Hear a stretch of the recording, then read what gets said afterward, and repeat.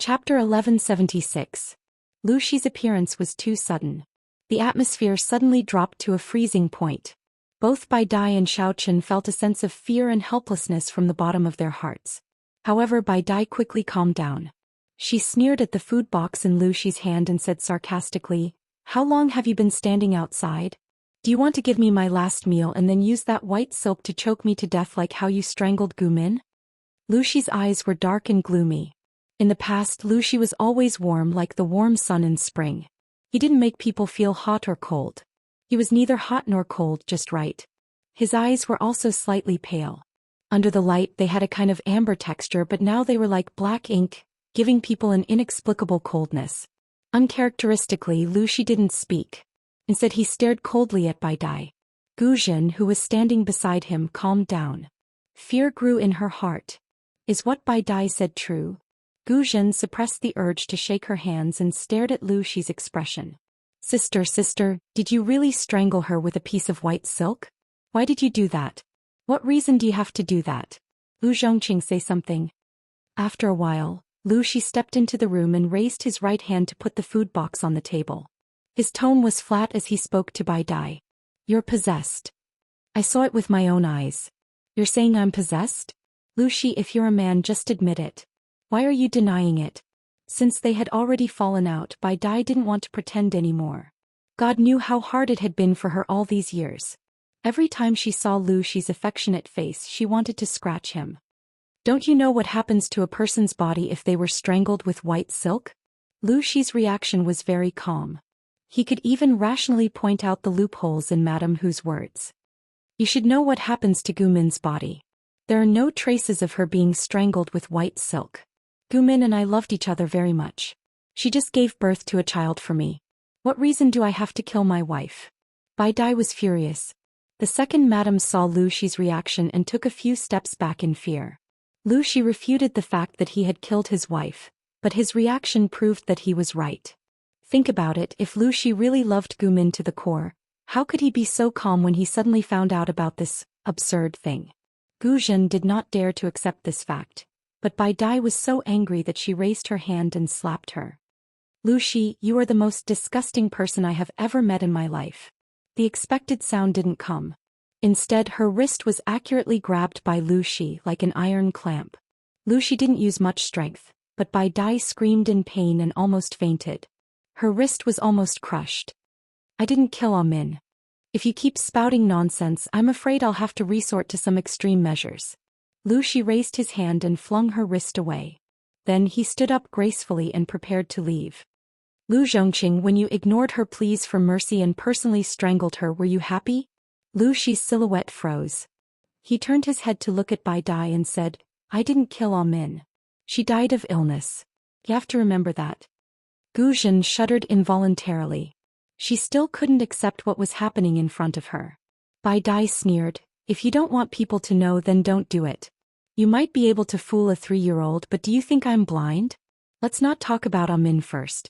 Why did you let Zhao marry a hunter's daughter from nowhere? What are you thinking?"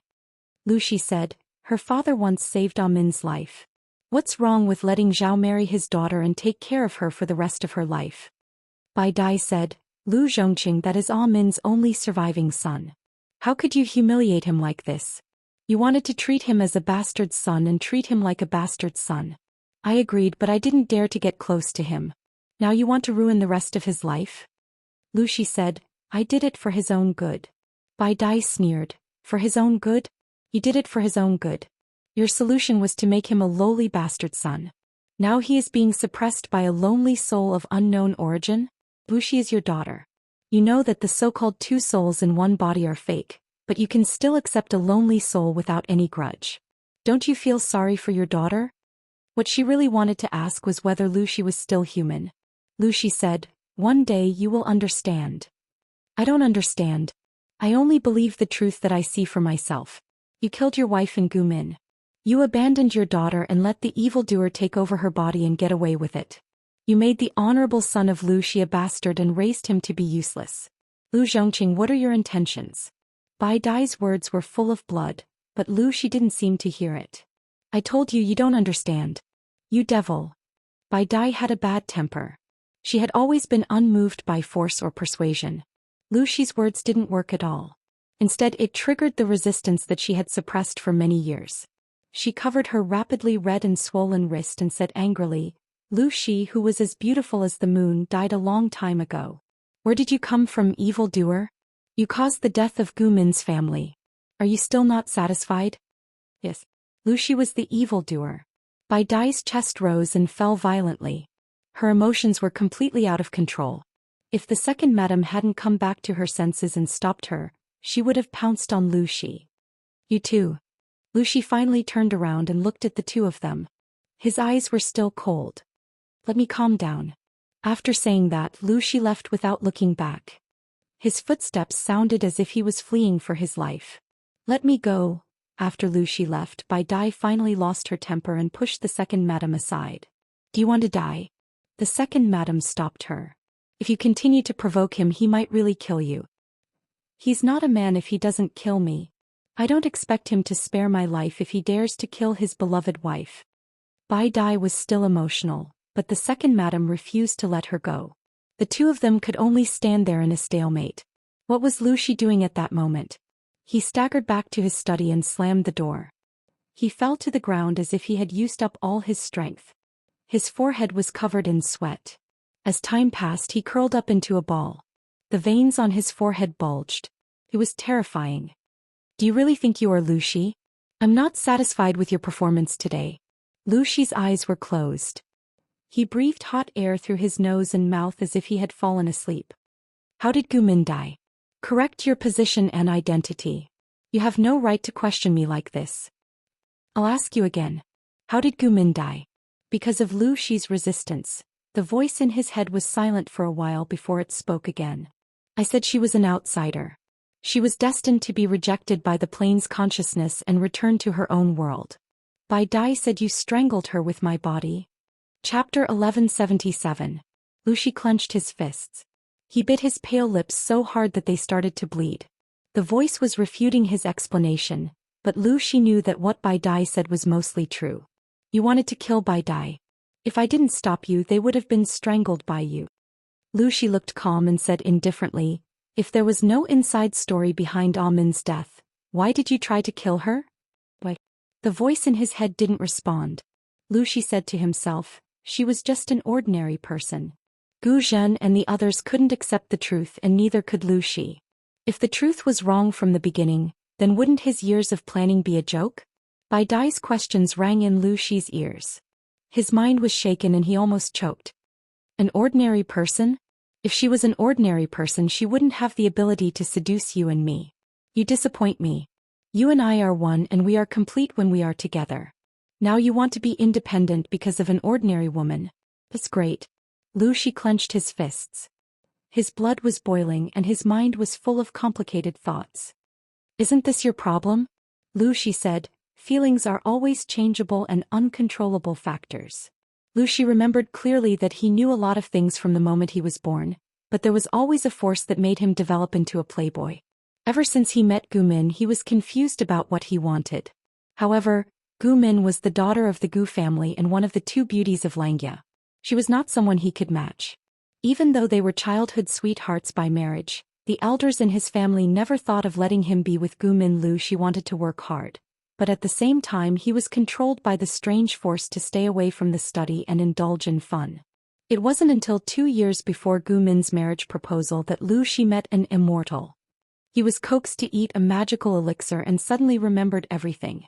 He was ordered to impersonate Luxi, but he didn't go through the proper process of reincarnation, so his memory was forcibly sealed by the plane's consciousness. Luxi didn't feel relieved when his memory was restored. Instead, he became more and more afraid. This kind of fear reached its peak with the death of the 2 eldest sons. According to history, Luxi never had a legitimate son. You and Gumin are both imposters. Would your legitimate son be allowed to exist?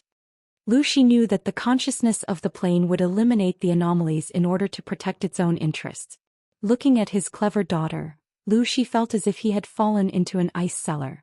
If the 2 legitimate sons could not stand, then the legitimate daughter in front of him who had both soul and soul. This body was specially prepared by the plane's consciousness for the child of destiny. Now it has been taken by your daughter. Do you know that? The familiar voice was like a death knell, causing Lu Shi to be immersed in fear at every moment. Lu Shi was at a loss. What should I do? Tell me, what should I do? Let's go with the flow and wait patiently for the child of providence to come. Only by absorbing enough will you be able to save their souls. Wait for the son of providence? Didn't this mean that the daughter would? Lu Shi wanted to say something but stopped. His heart was filled with an unprecedented disgust and worry. However, he didn't dare to show it. Seeing that Gu Min was pregnant with her third child and that she was smiling again, he heaved a sigh of relief. He followed the flow of history. Ah Min's child, regardless of whether it was a boy or a girl, had to be born of a concubine. This should be able to deceive the plane's consciousness and also send away the stupid and greedy time traveler. He thought that everything would develop in a good direction, but unexpectedly, Gu Min's body rapidly weakened after giving birth and she died soon after. No matter how Lu Shi investigated, he could only find out that Gu Min's death had something to do with the time traveler who had taken over Wang Huiyun's body. Lu Shi chose to reincarnate as a human, so he lost the convenience and ability of his original race. In order to take revenge, he adopted Wang Huiyun and Prince Changshuo's daughter as a concubine's daughter, named her Lu Huan, and set out to take revenge. It wasn't just Wang Huiyun, the child of providence, but also the malicious plane's consciousness.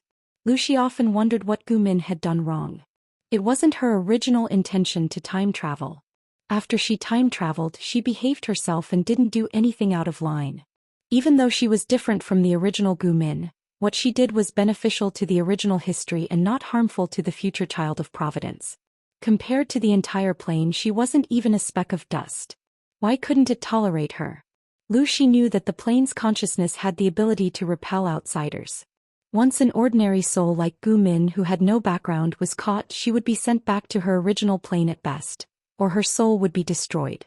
The decades of comfortable life made him forget the danger. The only fortunate thing was that Gu Min's soul wasn't destroyed. She was just sent back the way she came. If Lu Shi wanted to find her, not only would he have to accurately locate her from countless planes, but he would also have to break the barrier between two planes. The difficulty of this task was even more unbelievable than asking his original body to fall in love and give up on revenge. Look at your cowardly look. It's really embarrassing. Lu Shi didn't say anything. He had long been used to being despised by the other.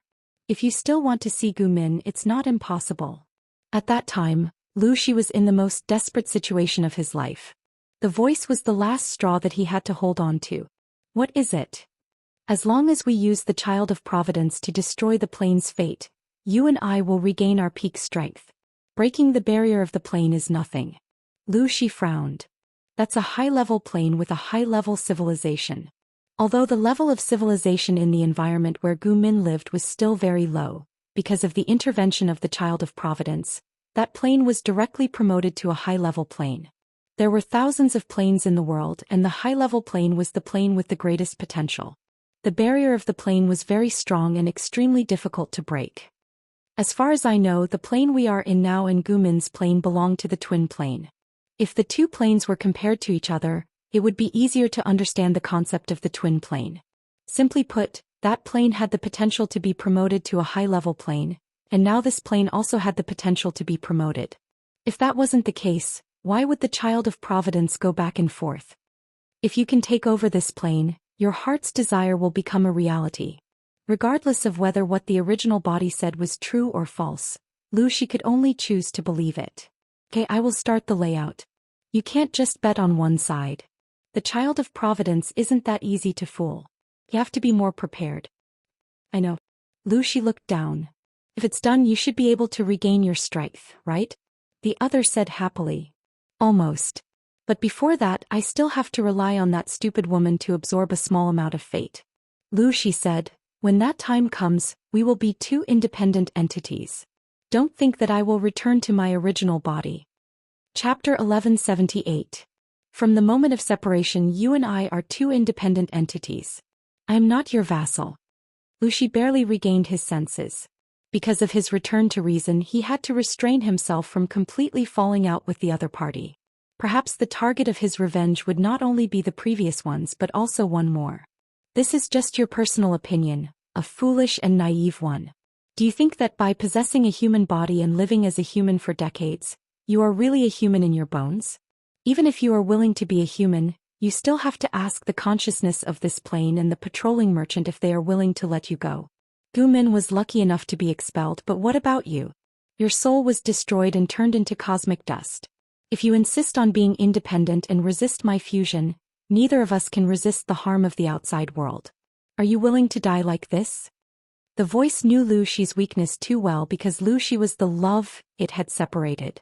Gu Min and the few human children she had were his weakness.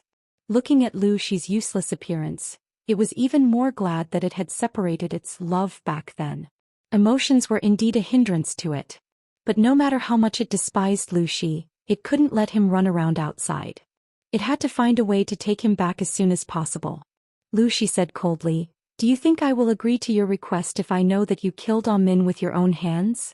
You piece of trash." The voice was silent for a while, then said resentfully, "The patrolling merchant is already in this plane." "That person is already here?"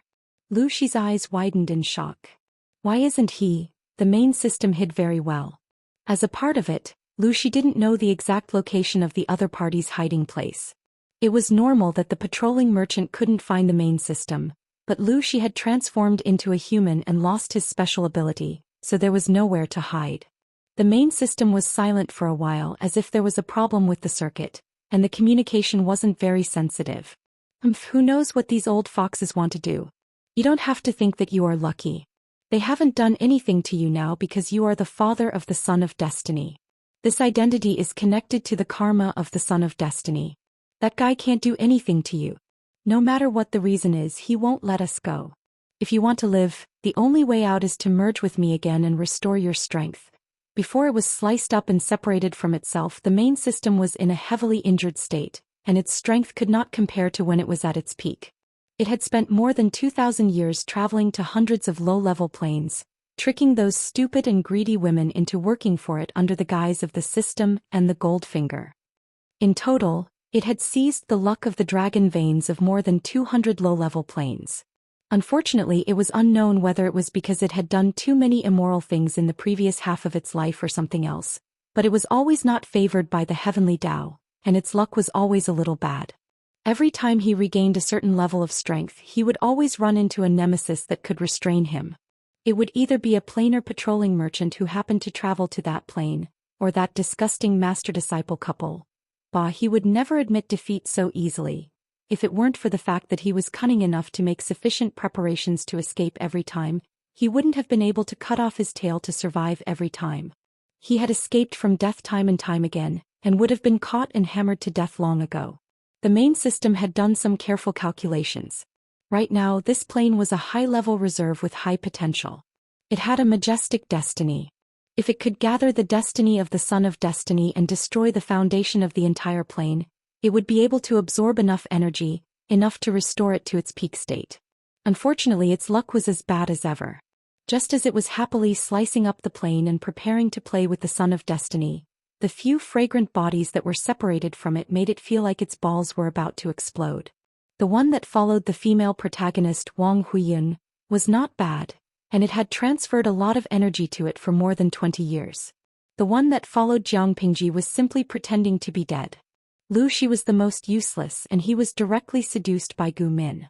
These useless people could not be counted on. Their final value was to return to the main body and strengthen its strength. It had never thought that Lu Shi, the useless person, would still want to be independent.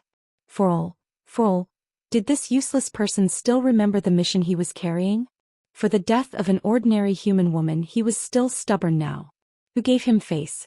The main system anxiously wanted to take back the separated fragrant bodies, but Lu Shi refused to cooperate. "I refuse." Lu Shi's face was still gloomy, and he did not take the threat of the main system seriously. The main system was so angry that its teeth itched. If it was not for the fact that the patrolling merchant was squatting in this plane, it would not dare to make a big move and expose itself.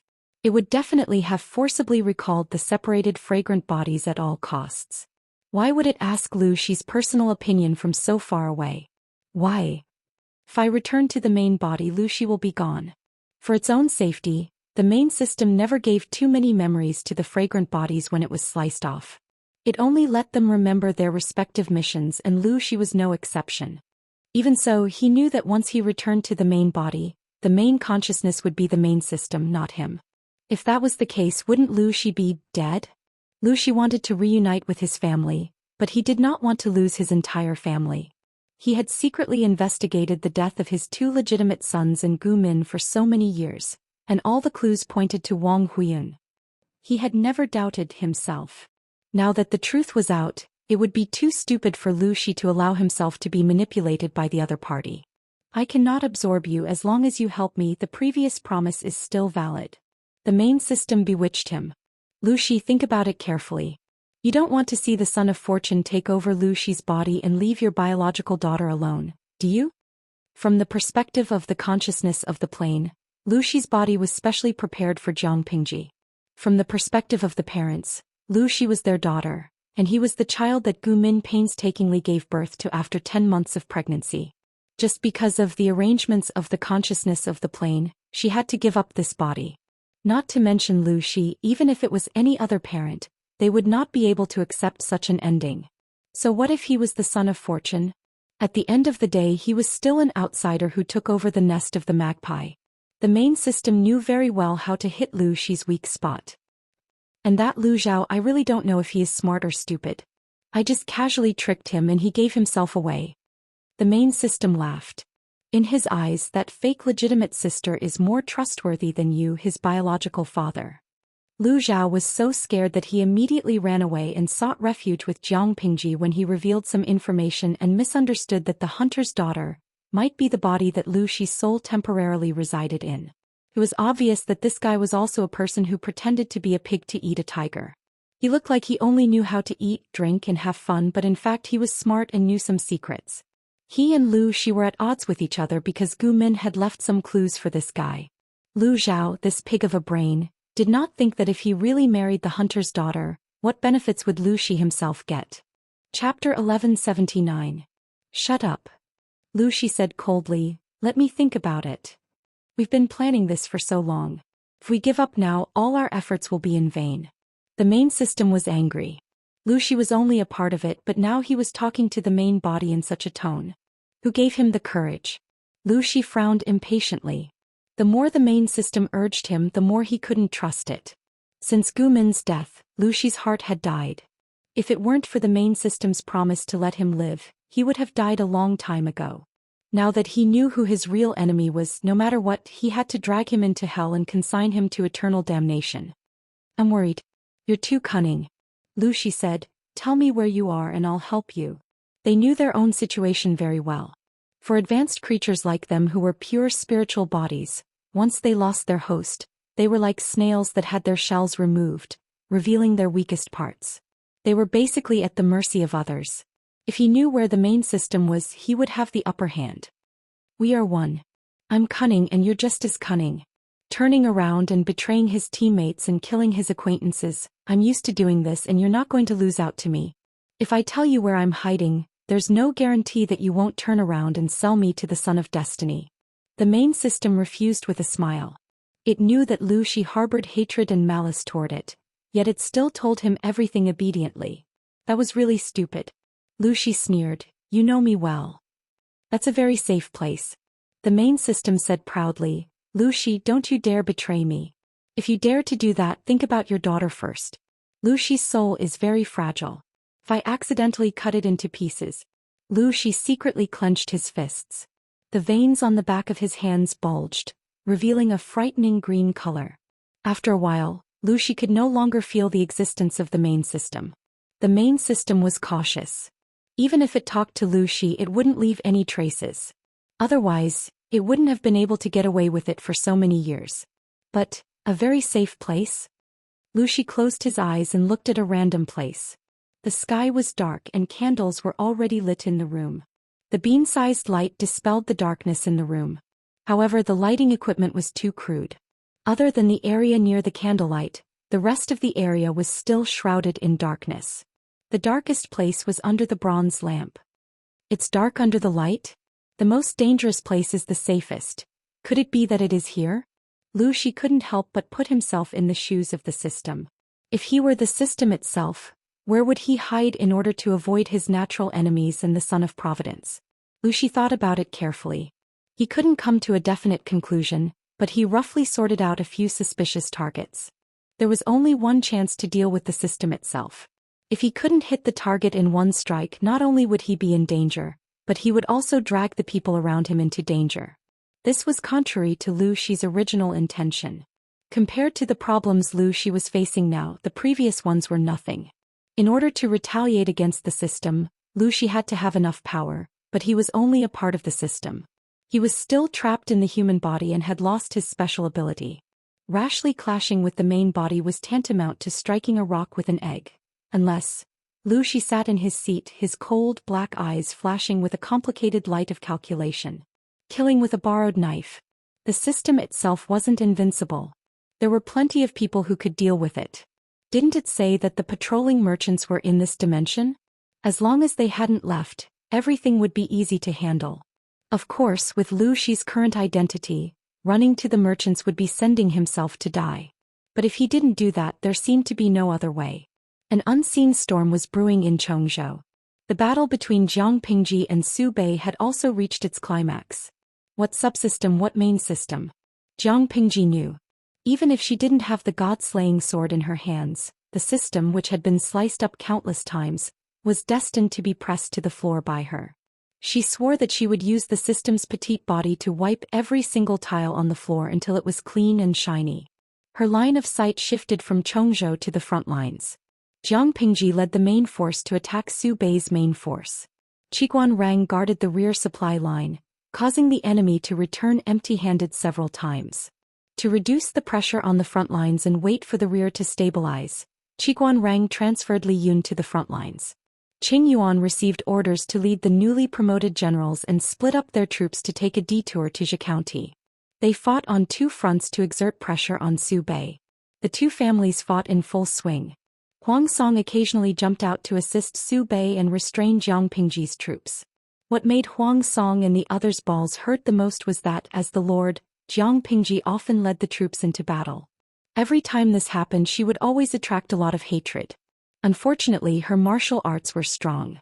She killed her way in and out of the 10,000 troops as if there was no one there. At first, everyone was attracted by her combat prowess. It didn't take long for them to notice the weapon in her hands. People always like to use the phrase, cutting through iron like mud, to describe divine weapons. In reality, this phrase was exaggerated. Many legendary divine weapons were illusory.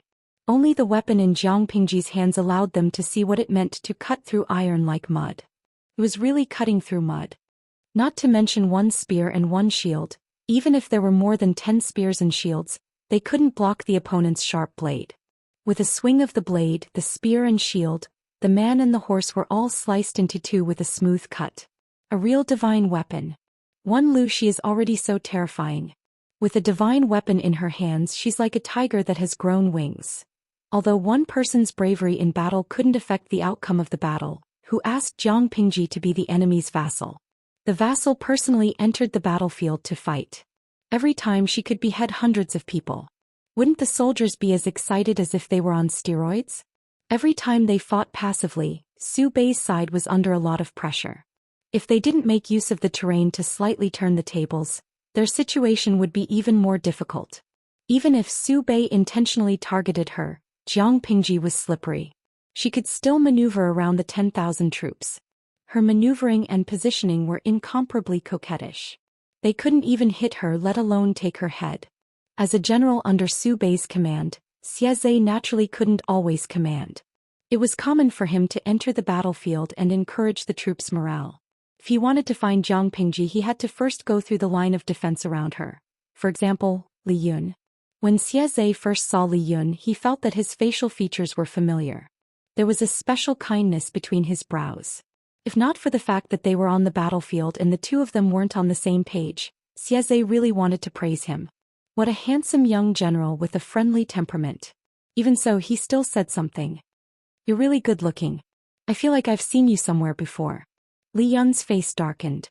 He picked up his silver spear and was about to poke a few holes in Xianxia's body. Ledger. Xianxia rode his horse and retreated. He instinctively raised the spear in his hand to block. He used his skillful strength to deflect Li Yun's attack. The two of them were about the same age. They both used long spears. Their spear techniques were outstanding. For a moment they were evenly matched. However, the more they fought, the more apprehensive they became. They hadn't exchanged blows before, but they knew each other's moves the moment they met. They were able to counter each other's moves. Just as he was about to vent his anger, the troops at the back retreated. Xiaze could only give up. Chapter 1180. Captain Xia, do you have something on your mind? Xiaze seemed to have something on his mind after he came back from the battlefield. His eyebrows were almost twisted into a knot and he was very worried. Han Yu was sensitive enough to notice this, so he asked quietly.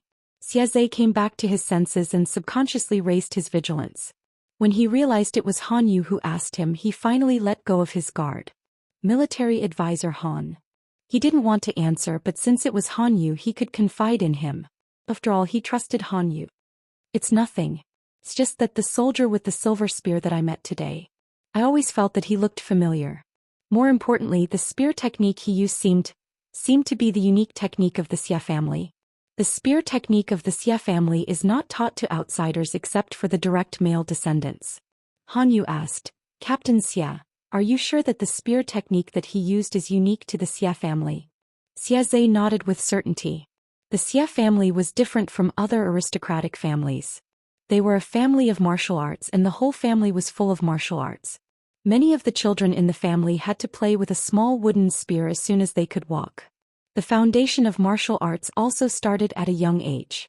They were good at spear techniques and used other weapons very well.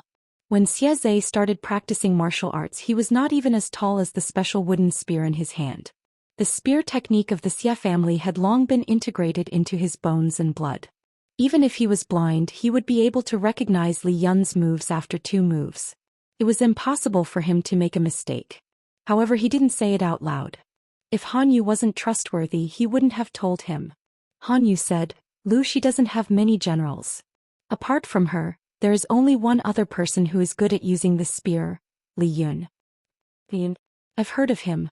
Xiaze recalled and said, considering his age, appearance and skills, he should be the one who intercepted me just now. Han Yu continued, Li Yun was born in Fingyi County, Wanzhou, Dongqing. He seemed to be the adopted son of a peasant family. He has nothing to do with the Xia family of Gongning. The two families had nothing to do with each other. Are you sure? Xiaze looked confused. If that's the case, why does he know the spear technique of the Xia family and look so familiar? Ever since the incident with eldest uncle Xiaqian, the Xia family had been quiet. The disciples of the Xia family would not leave Yongning County easily.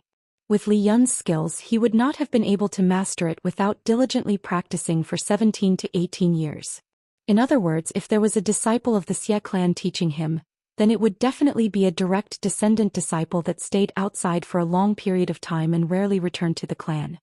Xiaze went through all the relatives in his mind, but he couldn't find anyone who fit the criteria.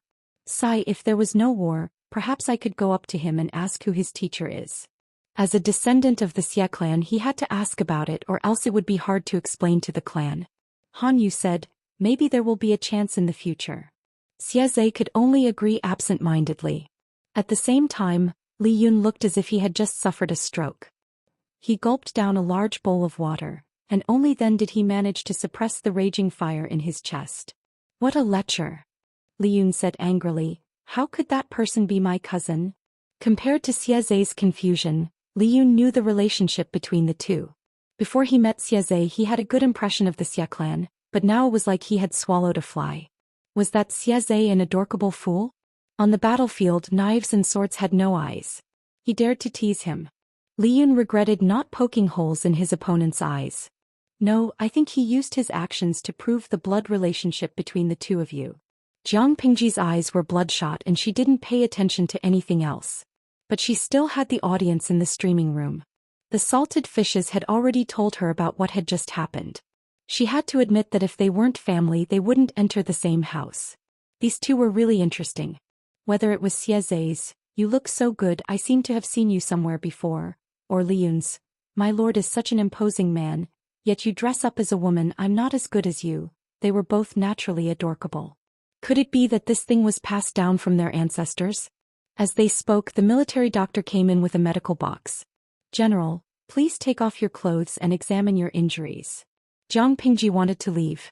After all, the group of salted fishes in the streaming room were already salivating for Li Yun to take off his clothes. If she didn't leave, she could guarantee that the group of salted fishes would lick through the screen. As the lord, she had the obligation to protect the integrity of her subordinates. "My lord, do you need me to contact him?" Li Yun didn't understand Jiang Pingji's pity for him. Instead, he called out to her. Jiang Pingji had no choice but to stop and turn to look at Li Yun. The lad threw his empty water pouch aside and lifted his hand to untie his heavy blood-stained armor, revealing his blood-stained shirt. It looked scary, but most of the blood belonged to someone else. Li Yun had only suffered some superficial wounds. His muscles and bones weren't hurt. "Contact Xianxia? For what?" Jiang Pingji was stunned. Li Yun said, "To instigate his rebellion. Just like military advisor Meng Heng and Ye Sun." As he finished speaking, he looked at Jiang Pingji with a gaze full of anticipation. Whatever military advisor Meng Heng could do, he could do it too. Jiang Pingji was speechless. What happened when she wasn't paying attention? Why did Li Yun learn to be evil without a teacher? Your situations are different. You can't be mentioned in the same breath. Moreover, you and Xianxia aren't friends. It's true that you are cousins, but Xia Qian has been expelled from the Xia family. It's still a question whether he recognizes you. Xianxia is Su Bei's brother-in-law. In terms of relationship, Su Bei is naturally closer. How are you going to instigate his rebellion? Jiang Pingji laughed involuntarily. It's not that I don't believe you. It's just that your temperament is so upright. This kind of work that requires mental and physical energy isn't suitable for you. Don't let yourself be used by others before you can instigate others to rebel. Li Yun frowned. My lord isn't like Su Bei. How can you be so easily deceived? Jiang Pingji laughed involuntarily. Li Yun's main point was really confusing. The idle spectators licked Li Yun's upper body while feeling resentful that he didn't live up to their expectations. Lao Siji Lianmeng, silly boy, the streamer is mocking you for being simple-minded. Why are you so stubborn? Every time they saw the streamer teasing the little angel Li Yun's mother fans and milk powder fans were worried sick. How could Li Yun not know? However, he knew that his lord had a generous personality. Otherwise, she wouldn't joke around with her subordinates. He could clearly distinguish whether the meaning of her words was malicious mockery or a kind joke. Jiang Pingji laughed. Of course I'm not Su Bei. As they spoke, Jiang Nongqin said that she had something important to discuss with her. What is it? Jiang Pingji asked. Jiang Nongqin's expression was solemn as she said, We don't have enough sutures for the wounded soldiers. We also urgently lack medicine and pure water to treat wounds. During a war, there weren't many soldiers who died on the spot. Most of them died because they couldn't receive medical treatment after the battle. Therefore, the medical logistics was especially important.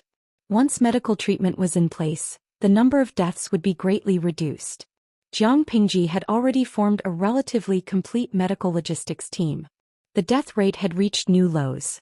In a sense, the importance of medical logistics was comparable to the importance of military provisions. Nothing has been sent over from Hu County?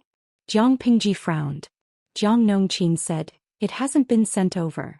I'm worried that the transportation line has been disrupted again. Chapter 1181. Jiang Pingji said, The lives of the soldiers are more important. If you have no choice, use boiled water instead of pure water. In ancient times, medical technology was simple and crude. People were ignorant and backward. They did not know that water sources in the wild were not clean. They only judged whether the water was clear or not. Most of the soldiers drank water directly from the river without any other considerations. If they boiled it before drinking, how much firewood and charcoal would be wasted? Most of the soldiers used the water source near the military camp to clean their wounds. However, Jiang Pingji had set a rule early on. She would rather spend more military funds and manpower. The soldiers' drinking water had to be boiled before drinking. The water used to clean the wounds was boiled or distilled water, which was the pure water that Jiang Nongqin mentioned just now. The weapons used by the soldiers were not clean. Many of them had the smell of copper and rust. It was very easy for the wounds to be infected. It was not easy to extract pure water. In order to save money, most of the time it was used to treat dirty wounds with large areas. If the wounds were minor or the condition was very optimistic, boiled water would be used. The chances of infection and pus would be much lower than normal. No matter what kind it was, there was an additional process to make it. It required a lot of wood and charcoal.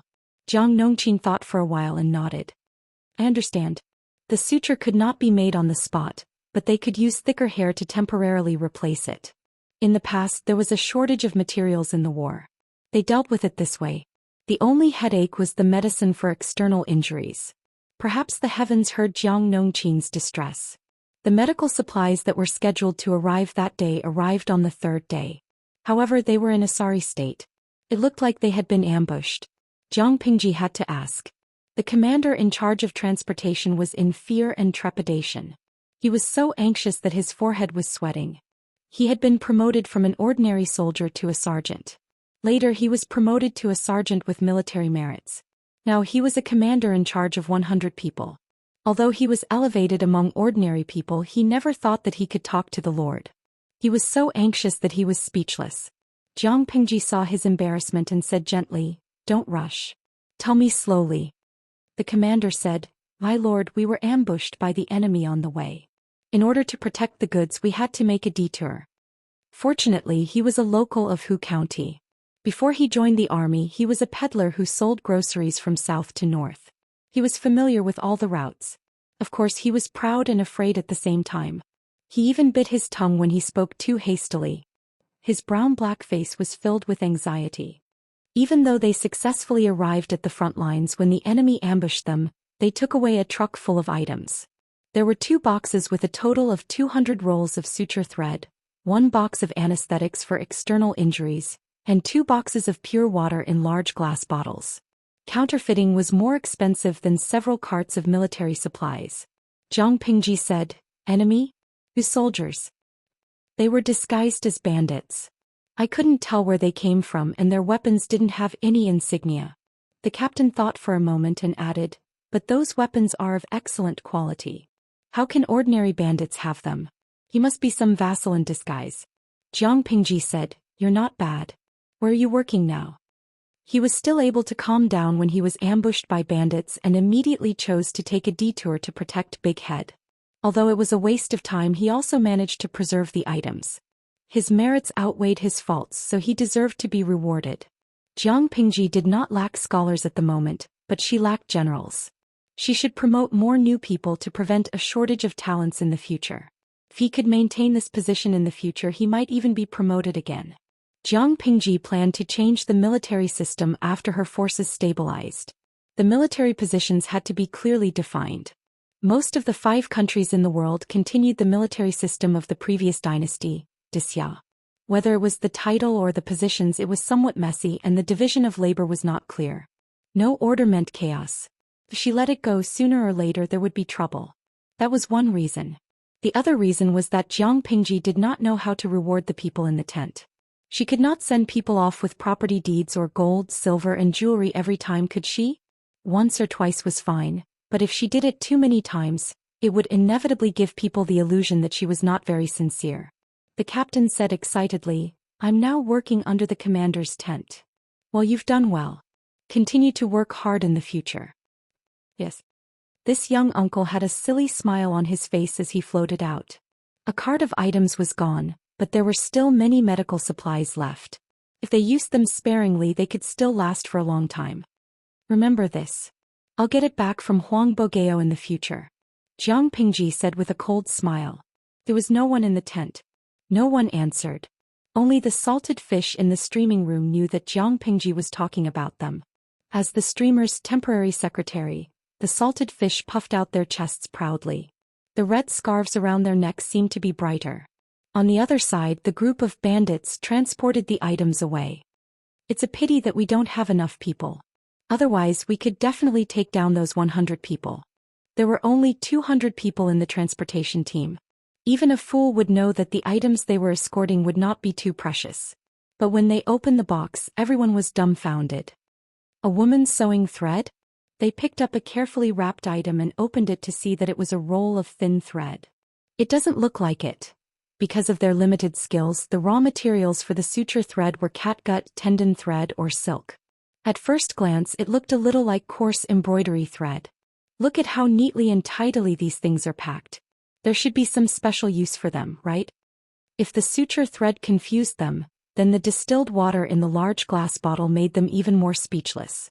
Could it be a medicine for harming people? Their noses moved closer to sniff, but they did not smell any strange odor. In the end they could only put the items back in their original places and send them all the way to Huang Song. Just as Jiang Pingji had expected, the person who robbed and harassed the transportation line on a small scale was indeed Huang Song. He had suffered losses in the past. This time he did not dare to send a large number of troops. Instead he used the suggestion of his advisor to break up the whole army and use guerrilla tactics. In this way he could confuse Qiguan Rang's eyes and ears, and at the same time he could find out more information about Hu County. If they encountered a big fish they could try to attack. Huang Song used shameless tactics, and Qiguan Rang's side really suffered a few losses. Fortunately the losses were not great. Otherwise Qiguan Rang would really explode. According to the report of the spy we planted, they seemed to be used by the military doctors in Lu Shi's casualty camp to treat the wounded. Qing Jing had been to Wanzhou before, so he more or less knew something about it. It should be medical supplies. It's a pity. Jiang Pingji ran the army strictly. It was not easy to plant informants and spies. After a long time they would always be found out. Even so, Huang Song received a lot of information, but most of it was about the army's grassroots. It was rarely useful. With these informants, Huang Song knew that the casualties in Jiang Pingji's camp were always very low. They did not understand the knack of it. For a period of time, they thought that it was because the female soldiers were acting as medical soldiers that the number of casualties decreased. After careful investigation they found out the real reason. They wanted to imitate it, but they had no way to do it. They could only explore it themselves, but the results were not as obvious as Jiang Pingji's. Chapter 1182. An item used by the military doctor to treat the wounded? Is there a need for these threats? What is the purpose of the water in the bottle? The crowd did not understand medicine, but they knew the general process of a doctor's diagnosis. No one had heard of needles being used to treat a patient. Qing Jing said, according to the secret agent's report, these are sutures used to stitch up wounds. They're probably used to speed up the healing of wounds. It said that this water is extremely precious and pure. Unless it's a serious illness, it's not used easily. I don't know the rest. He did not understand the technique of Qi Huang and had never dabbled in medicine. He could not explain the more specific principles. However, one thing was certain. Jiang Pingji had used these things to save a large number of wounded and sick people. The death rate of the soldiers was the lowest among the feudal lords. They did not know the secret behind it, but with these things they would be able to decipher it one day. Using this to stitch up wounds? Like a woman sewing rags? The faces of the group of generals turned green when they heard this. They were not afraid of being stabbed by knives, but when they thought of the thin needles piercing through their skin and flesh, they all began to tremble. Were they going to treat their injuries or aggravate their injuries? They would die of pain. They had never seen or heard of such a strange medical skill. Qing Jing said, that's what the secret agent said. We'll have to ask the military doctor about the specifics. Although this kind of medical technique sounded frightening and absurd, Jiang Pingji had used it for many years. The results were obvious to all. That being said, they still politely declined this kind of medical skill. Qing Jing consulted Huang Song. After obtaining his approval, he handed over the cart of medical supplies to the military doctor for research. Looking at the situation on the battlefield, Su Bei's side is in a disadvantageous position. Huang Song had been frowning for the past few days. He and Su Bei were interdependent. If Su Bei fell, it would not be beneficial to him. Yumo, do you have a brilliant plan to break out of this situation? Huang Song looked at Qing Jing expectantly. It could not be said that breaking up and obstructing Jiang Pingji's rear supply line was ineffective, but it was far from the victory he had expected. Local battles could still be useful, but when it came to the overall situation, such small skirmishes would have little impact. Qing Jing had been thinking about this problem for the past few days. Now he had some ideas. Just as he was about to speak, a voice came from outside. Report. The messenger had arrived. Huang Song frowned and said, come in. What's the news from the front line? The messenger reported, my lord, Zhangzhou's East Gate County has lost and fallen into the enemy's hands. Zhangzhou's East Gate County? Huang Song couldn't react for a moment. After a while he asked in astonishment, "Isn't Dongmen County currently in Su Bei's hands?" Qing Jing said with certainty, "Dongmen County is indeed in the hands of Duke Xinzhao. This area had been bitten off by Su Bei from Yang Tao's body. If not for Yang Tao's focus being on Nanxing, he would have smashed Yang Tao's brain." Huang Song asked, "Who took over Dongmen County?" Jiang Pingji ordered Qing Yuan to lead the newly promoted generals to attack Zhe County, but Zhe County was not made of paper. So far they had not achieved much. How did Qing Yuan cross Zhe County's line of defense to take half of Zhangzhou? It was evident that the person who conquered Zhangzhou was not Qing Yuan. Who could it be? The messenger said, "I heard that the flag has Yang written on it, so it should be Yang Tao." Yang Tao? Huang Song raised his brows as if he hadn't thought of this possibility. When half of Zhangzhou was lost, Yang Tao didn't have much of a reaction. This matter had already passed, so why was he settling scores now? The three feudal vassals of Dongqing were already fighting in a mess. Why did Yang Tao interfere? Huang Song hadn't thought of the possibility that Yang Tao was Jiang Pingji's reinforcements, but Qing Jing did. He told Huang Song about this conjecture, and the latter's expression became grave and solemn. After a while he said, "This seems like Lu Shi's style. He really doesn't want to be at a disadvantage." It wasn't that Jiang Pingji couldn't fight two people at once, but there was only benefit and no harm in getting another ally to share the firepower and pressure. Qing Jing said, "I can't be sure. This still depends on Yang Tao's next move. If he takes back half of Zhangzhou, he'll be satisfied. He should be taking advantage of the chaos to seek profits and specially send troops to take back his father's legacy. If he's not satisfied, he can send troops to cooperate with Qing Yuan to attack Zhe County." Needless to say, this was definitely not taking advantage of the chaos to gain benefits. It was clearly a premeditated military operation. Regardless of the possibility, Huang Song couldn't continue to play the supporting role. Almost at the same time, Su Bei also received the grievous news. With a loud bang, Su Bei slammed his palm on the table. His palm had turned red from the impact. "Yang Tao, you're such a bully."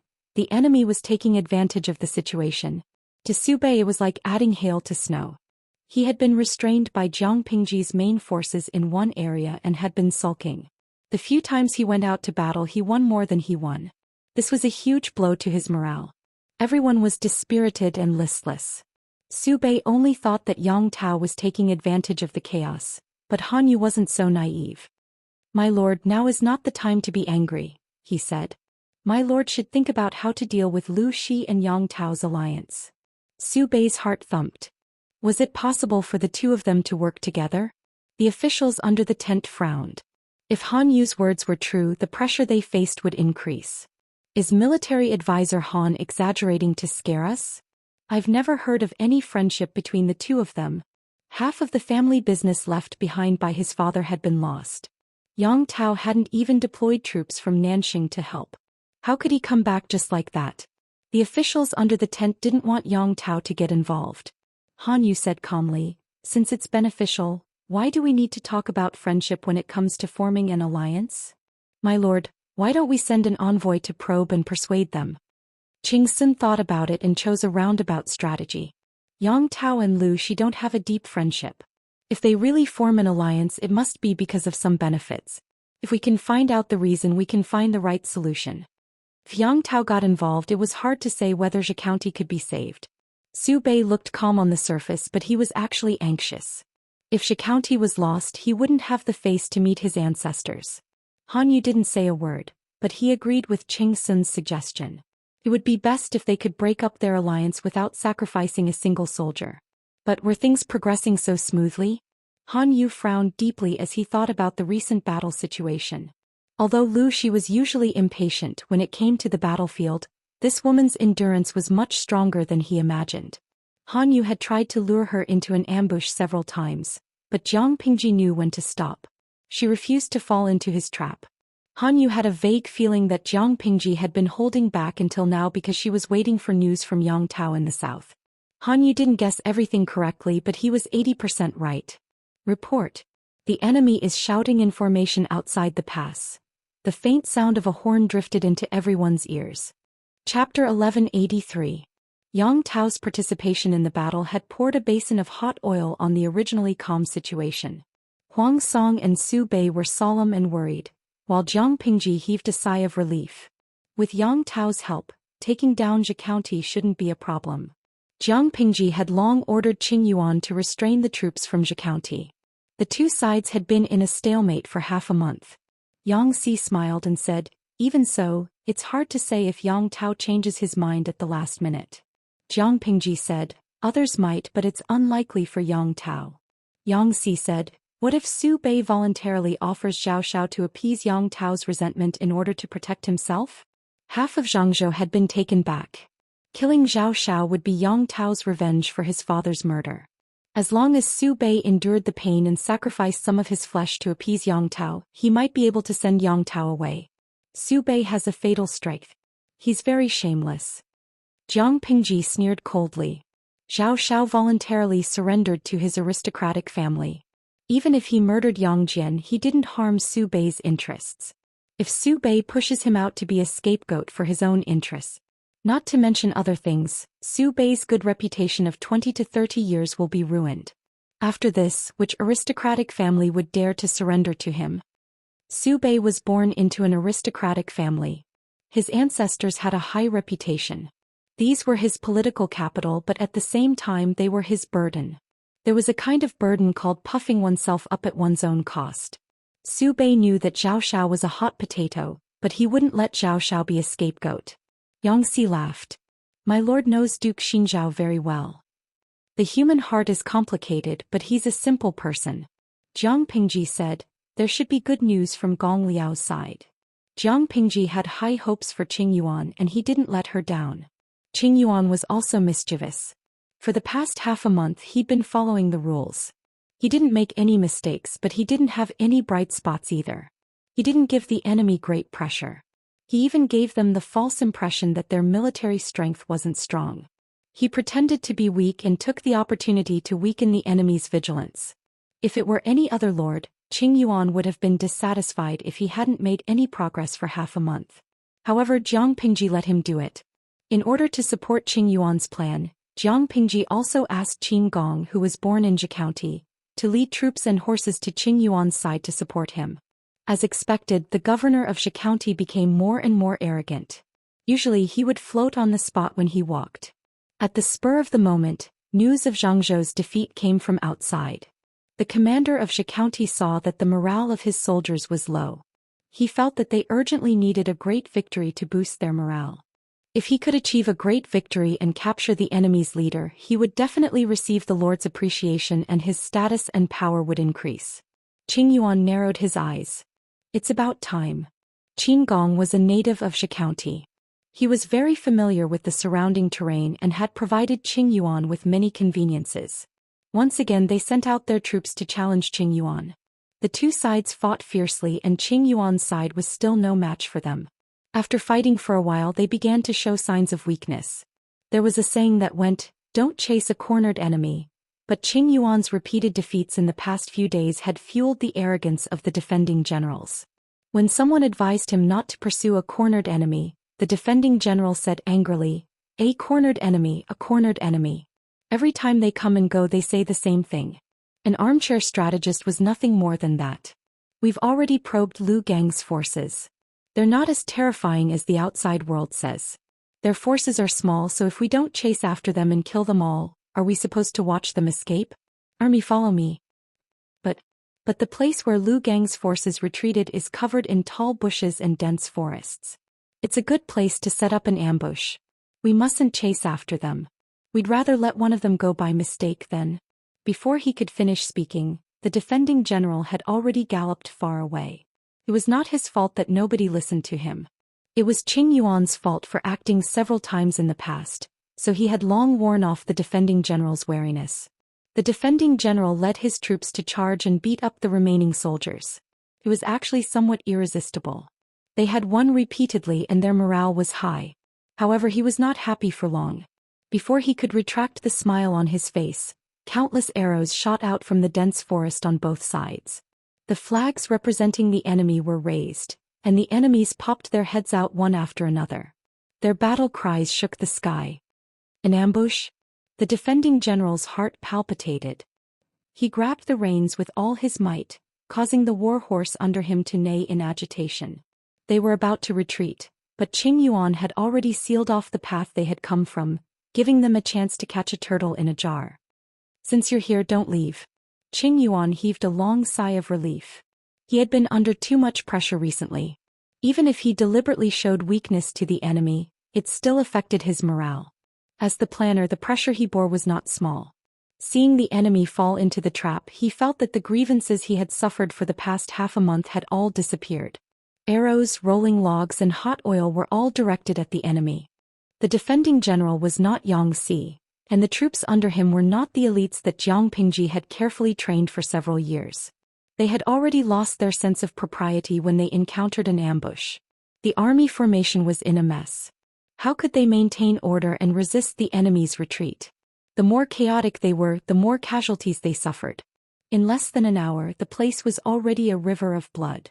Broken limbs and remains were everywhere. It was like the inferno of Azura. Flames rose and a strange smell floated in the air. As time went by, the battle cries gradually became deeper. Early on, when they had fallen into the ambush, Qing Yuan had divided his troops to attack the city gate at the border of Shi County. Once this city was breached, Shi County would no longer have the protection of the natural stronghold. Qing Yuan could make use of the water resources in Zhou County to lead his troops straight in.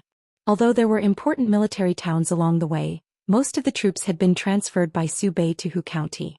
As long as Qing Yuan was not out of his mind, he would definitely not lose. Seeing that the defense line of Zhou County was about to collapse, Su Bei and the rest were also anxious. He tried to send more troops to help, but there was still a god of death blocking the way, Jiang Pingji. Su Bei simply abandoned Han Yu's strategy and directly mobilized his troops to engage Jiang Pingji in the largest and most vicious battle since the start of the war. In the end, the more anxious they were, the more disadvantageous they would be.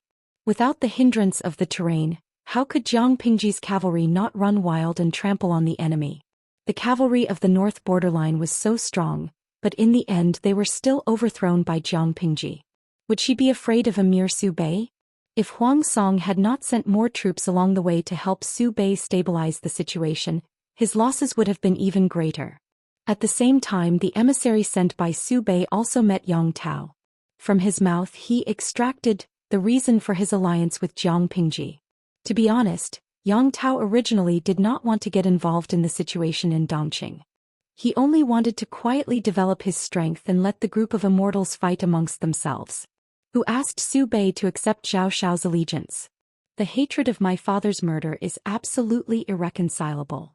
How can I allow my enemy to go unpunished? Yang Tao's voice was deep, and his mature face had the dignity of a superior.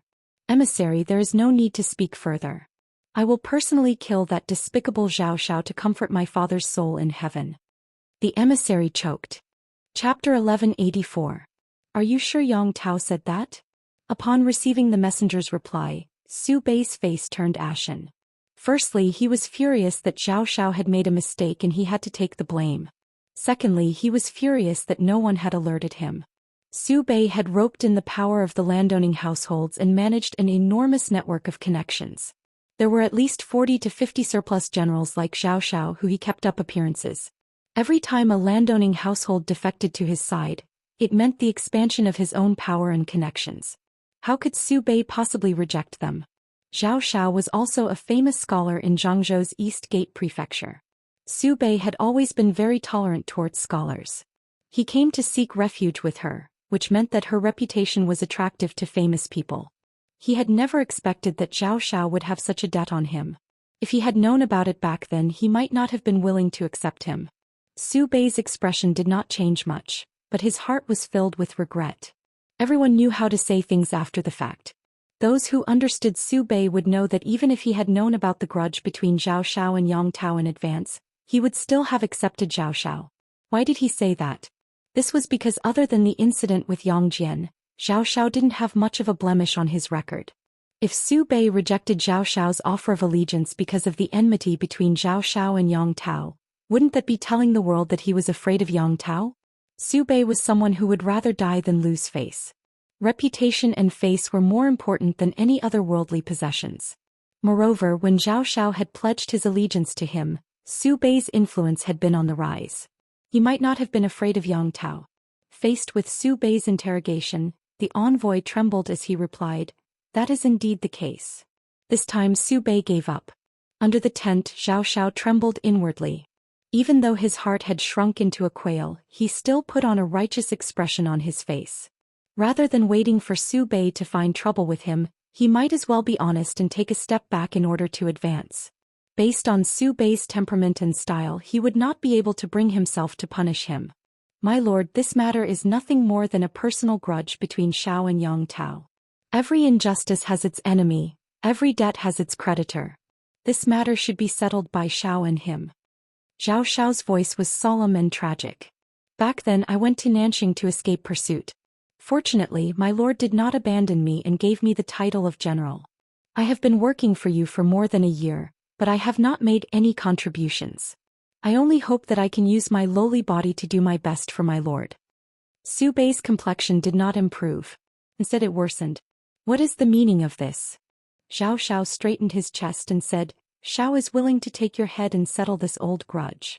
I, Su Xinjiao, will not do such a thing even if I die." Su Bei sternly replied, "If the world were to find out that I forced an official to die in order to protect myself, would you be accusing me of being unjust? Even if I can survive, I won't be able to face anyone." Su Bei decisively interrupted Zhao Xiao's words, not allowing him to refute. Zhao Xiao could only sigh and retreat. Su Bei dismissed the meeting, leaving Han Yu and Qing Sun alone. When Zhao Xiao sought refuge with Su Bei, Han Yu was still on a business trip. He was so busy that his feet hit the back of his head. By the time he found out that Zhao Xiao was also in Su Bei's camp, it was already too late for him to stop him. Qing Sun, on the other hand, had no room to speak. "This Zhao Xiao," Su Bei's eyes flashed fiercely. "Don't be fooled by Zhao Xiao's righteous words." In reality, he was tearing down Su Bei's pride and forcing him to express his stance. To Su Bei, this was a humiliation. He hated it when others forced him to do something. Han Yu sighed. Yang Jian was an outstanding man, but in the end he died at the hands of a vile person like Zhao Xiao. Su Bei's eyes flickered. He silently suppressed the resentment in his heart. Now he was saying that Zhao Xiao was a vile person. Why didn't he remind him in time in the past? The more vicious Jiang Pingji's attacks were, the harder it was for Su Bei to defend himself. Under such circumstances, Su Bei's expectations of Han Yu grew higher. If Han Yu couldn't turn the tide, not only would Su Bei not sympathize with him, but he would also have a bad opinion of him. Qing Sun spoke up in time to interrupt Su Bei's thoughts. "Looking at the current situation, we can't take the path of persuading Yang Tao." Upon hearing this, Su Bei's mind went blank. One Jiang Pingji was hard enough to deal with. If it wasn't for Huang Song's assistance and the combined forces of the two families, Su Bei would have long been defeated. When Yang Tao brought his troops and met up with Jiang Pingji, the scales of victory would undoubtedly lean towards Jiang Pingji's side. Compared to the disadvantageous situation on the battlefield, Su Bei was more worried about Zhe County. Zhe County was his base. If his base was also destroyed, Su Bei wouldn't have the face to meet his ancestors even if he died. Perhaps it was because the more one feared something, the more likely it would happen. Just as Su Bei and the other two were having a secret discussion, a piece of bad news arrived. Reporting, Su Bei frowned. "Come in." The messenger opened the tent flap and entered. With a heavy expression he reported, "Reporting to my lord, Zhe County's Mingsha Pass has fallen. The garrison troops, including the garrison general, were ambushed. The enemy's army followed the Taiqing River and entered Zhe County. They successively captured 3 strategic towns, Zhe County, Zhe County." The messenger felt the terrifying pressure emanating from Su Bei. His voice became softer and softer. He lowered his head, not daring to look at Su Bei's face.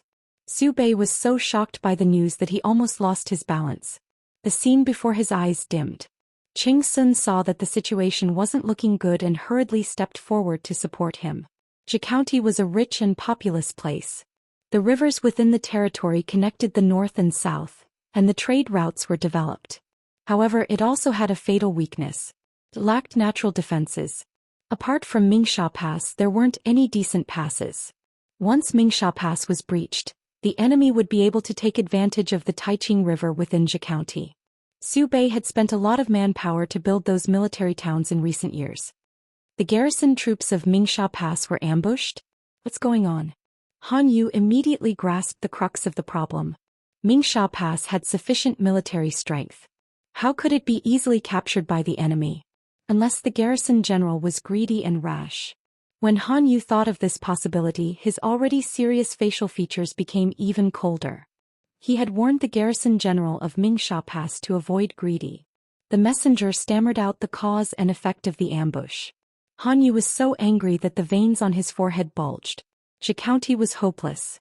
Calculating the distance and the enemy's combat strength, it would take at most 3 to 5 days to conquer the entire territory of Xianxia. News from the battlefield was often delayed by a few days. Xianxia might have already fallen by now. Losing the territory could still be fought back, but family Han Yu's heart sank. Winner takes all. Su Fei was dead. The fate of his entire family was still vivid in his mind. Su Bei seemed to have thought of this possibility as well. He said with a serious face, "Can we send out the troops today?" Qing Sun opened his mouth to speak. He turned his gaze to Han Yu, hoping that he could dissuade the emotional Su Bei. Han Yu said calmly, "The war just ended yesterday. The soldiers have lost too much of their combat strength and have yet to recover. It is not advisable to send out the troops today. My lord, please keep the matter of Xianxia a secret for a while. If everyone knows that Xianxia has fallen, they will be worried about their families and will not be interested in the war." Although it was heartless, Han Yu's approach was correct.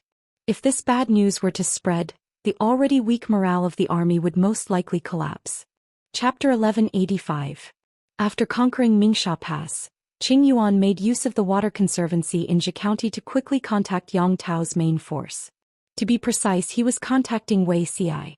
After Wei Xi received the letter, he thought for a moment and wrote a reply to Qing Yuan.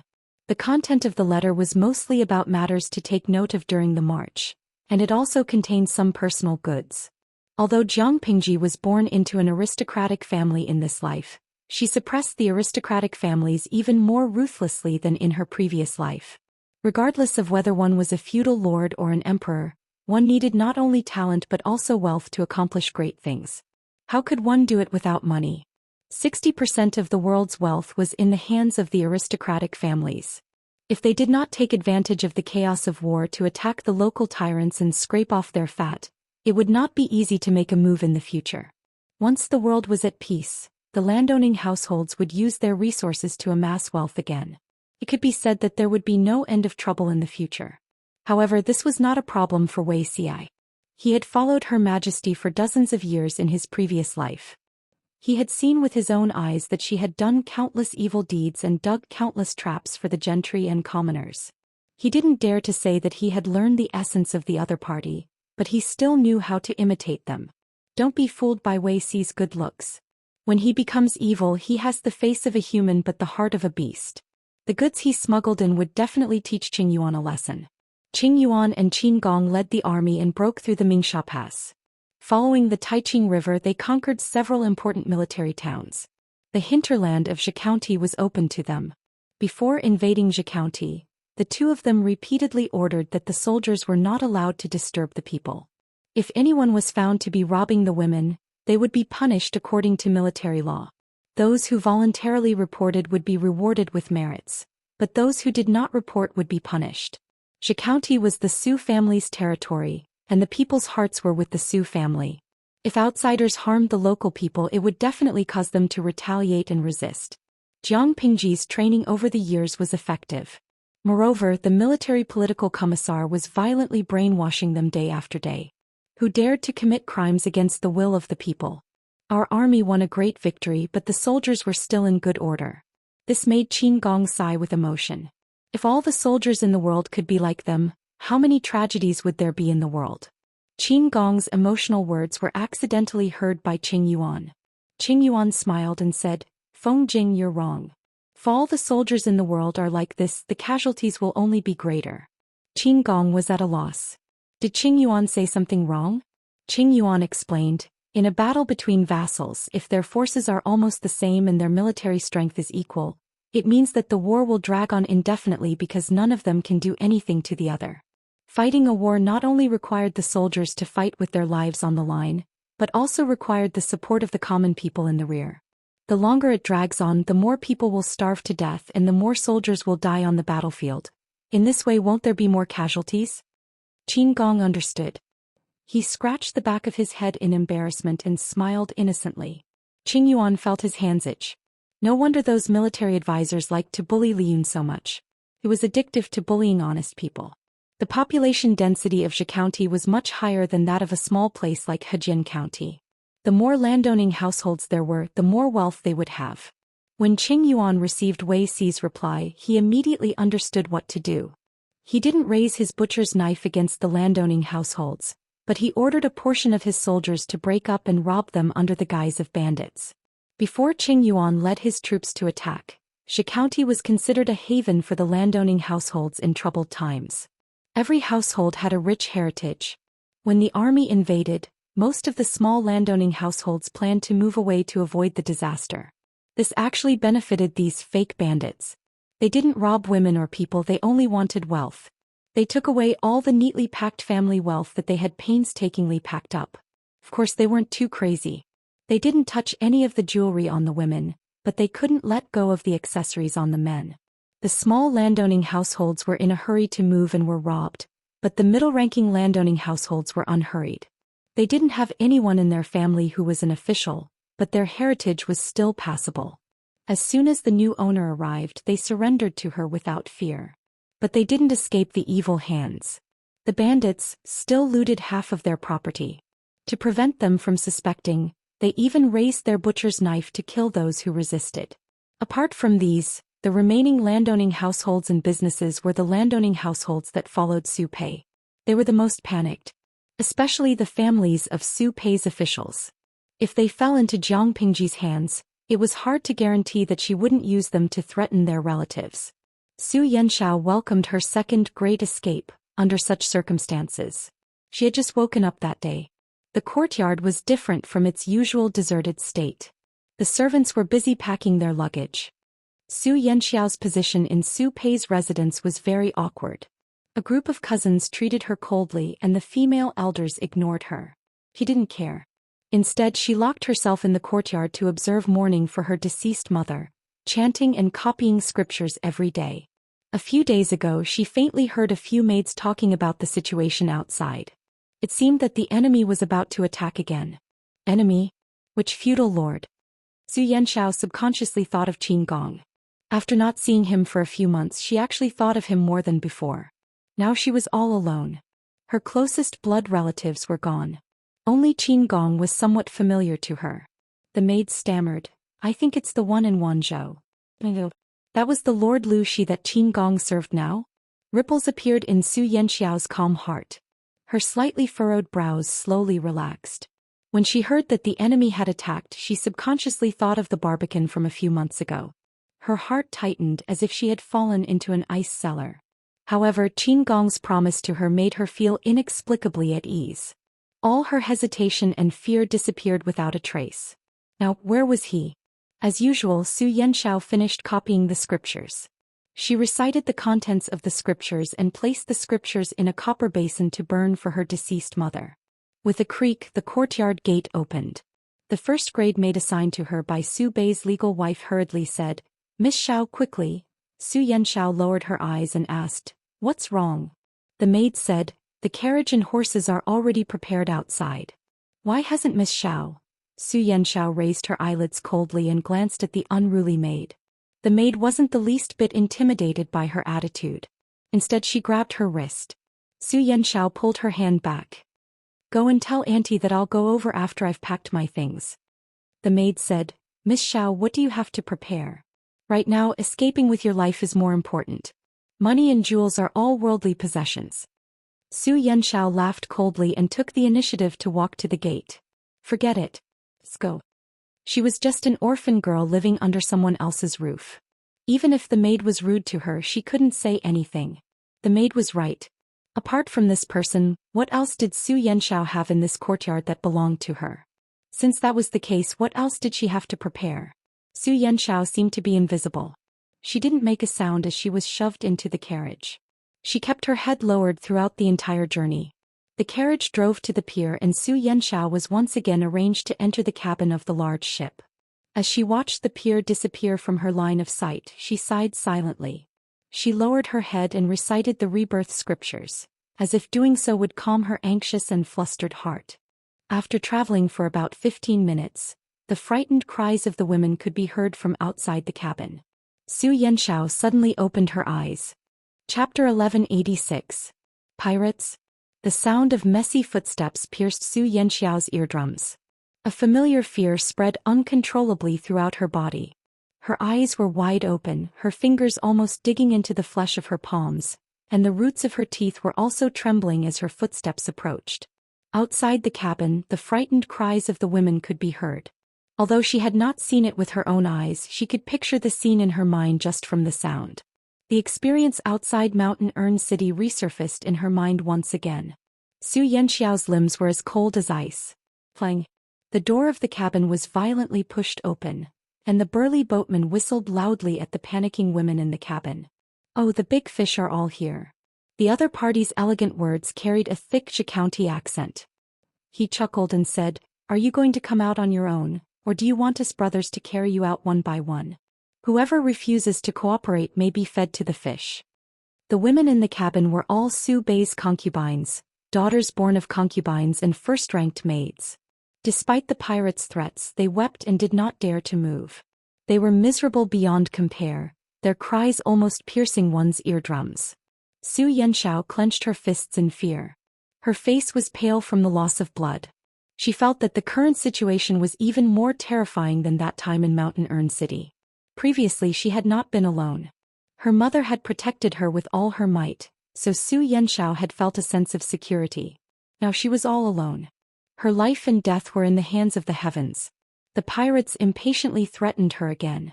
Xianxia still did not move. The pale-faced first-ranked maid beside her pushed her. "Miss Xiao, if you don't go out now, they will throw you into the river to feed the fish."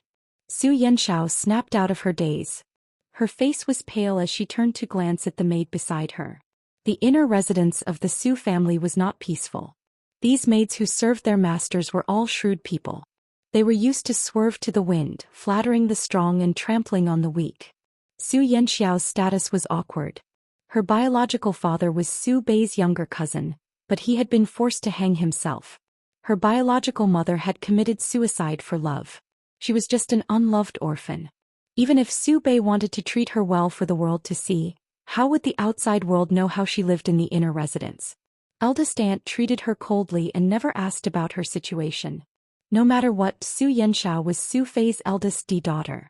Her living expenses and monthly allowance were actually based on that of Su Pei's concubine daughter. The servants didn't serve her well and often slacked off. The only first-class maid was also a slacker. Every day, Xianxiao's meals were secretly eaten by the other party before they were sent to her table. Fortunately, the weather was still hot. If it was winter, she might not even have a hot dish to eat. Because Xianxia was still in mourning, the auntie casually bought her clothes and jewelry. They looked good on the surface, but Xianxia knew very well what was inside. Even so, after those items were put into the storeroom, they were secretly taken away by the servants. It wasn't that Xianxia was soft-tempered, but she was now living under someone else's roof. How could she have the dignity of a master? She had also taken the opportunity to mention the wicked slaves to First Aunt, but First Aunt did not take it to heart at all. Instead, she encouraged the wicked slaves.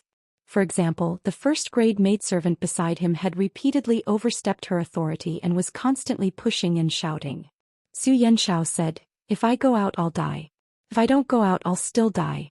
Why should I waste my energy to take 2 more steps?" The maidservant choked on Xianxiao's words. After a while, she rolled her eyes at her. What an ungrateful orphan girl.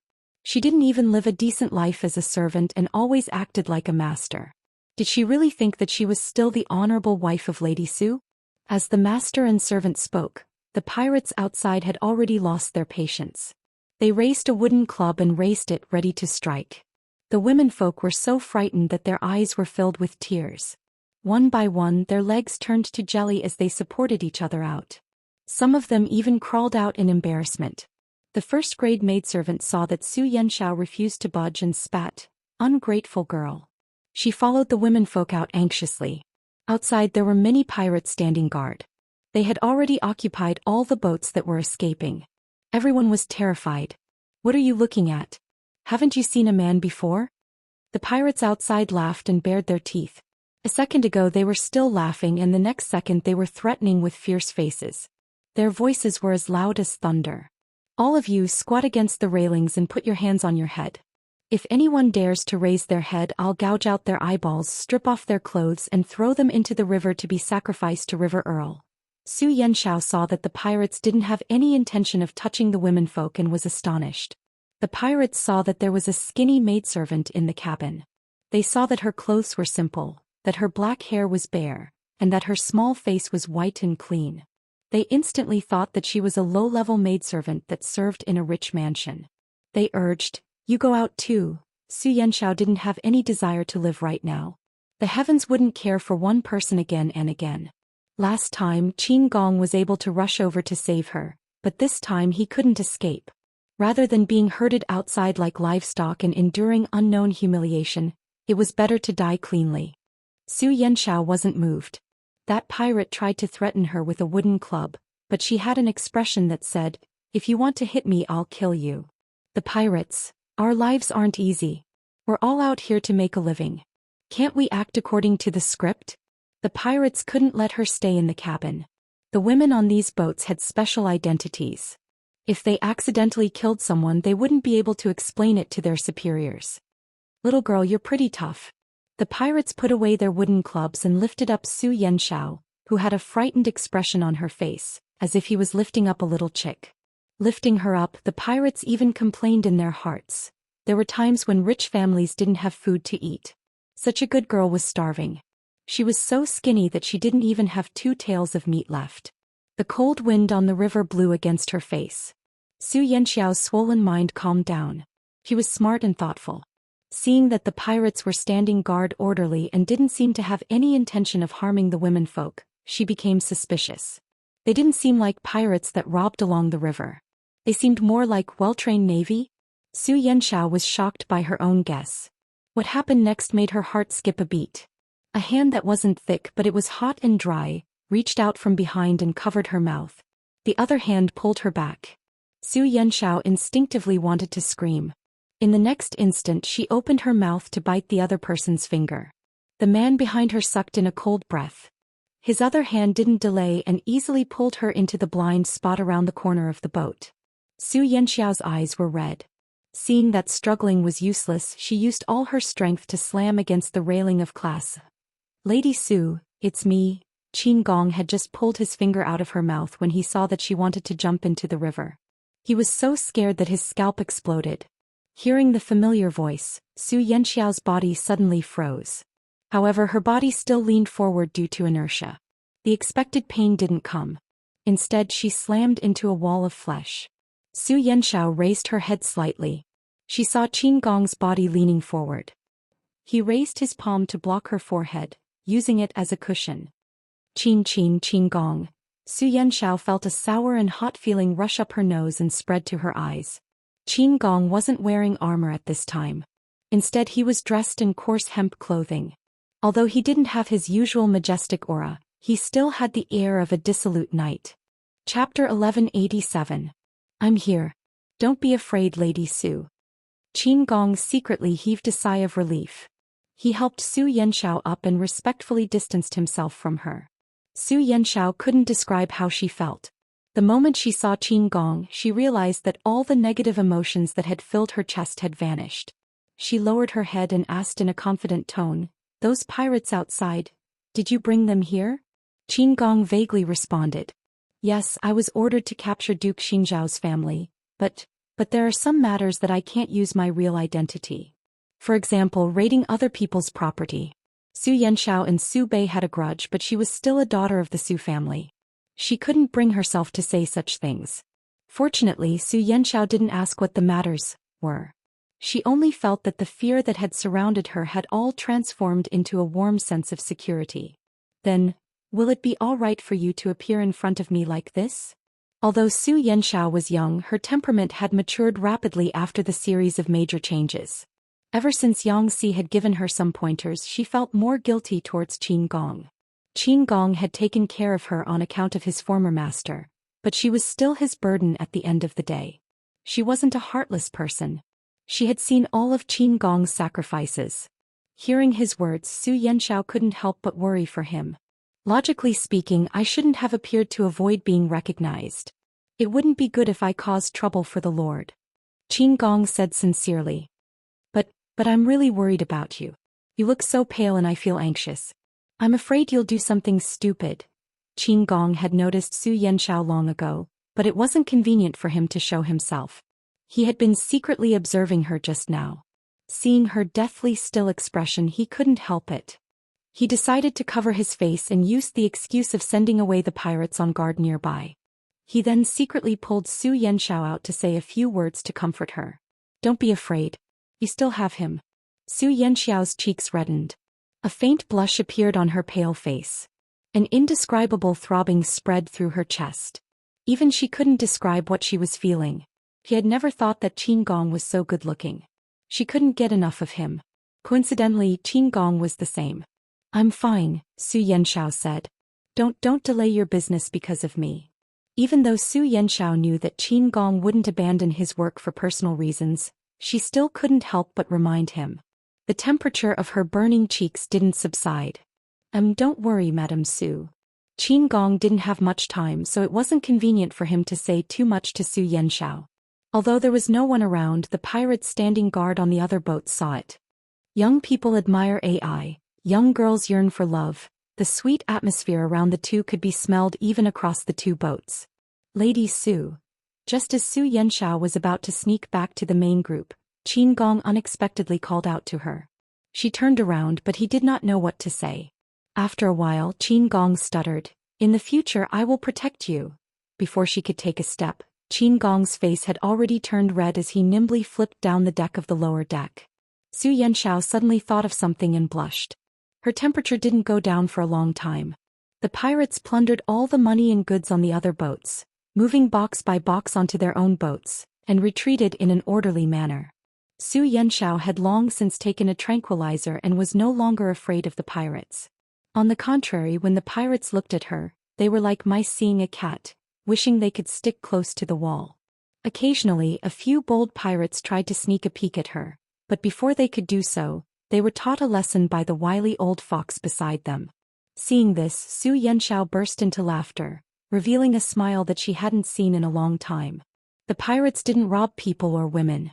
They only took away all the valuables, not leaving behind any food or water bags. Helpless, the people who had escaped from the disaster could only paddle the oars back with bitter expressions. Without food and water, they couldn't escape far. Unexpectedly, before their boats could reach the shore, rows of armored soldiers with a murderous aura surrounded the entire pier. Everyone was in a dilemma. Madame Xu Bei's expression was so gloomy that it could drip water.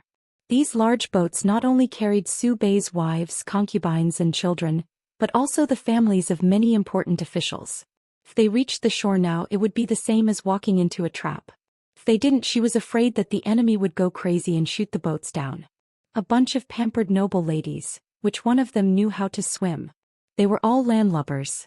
Qin Gong had already changed into his military uniform and gathered the majority of his troops to set up at the pier, waiting for their prey.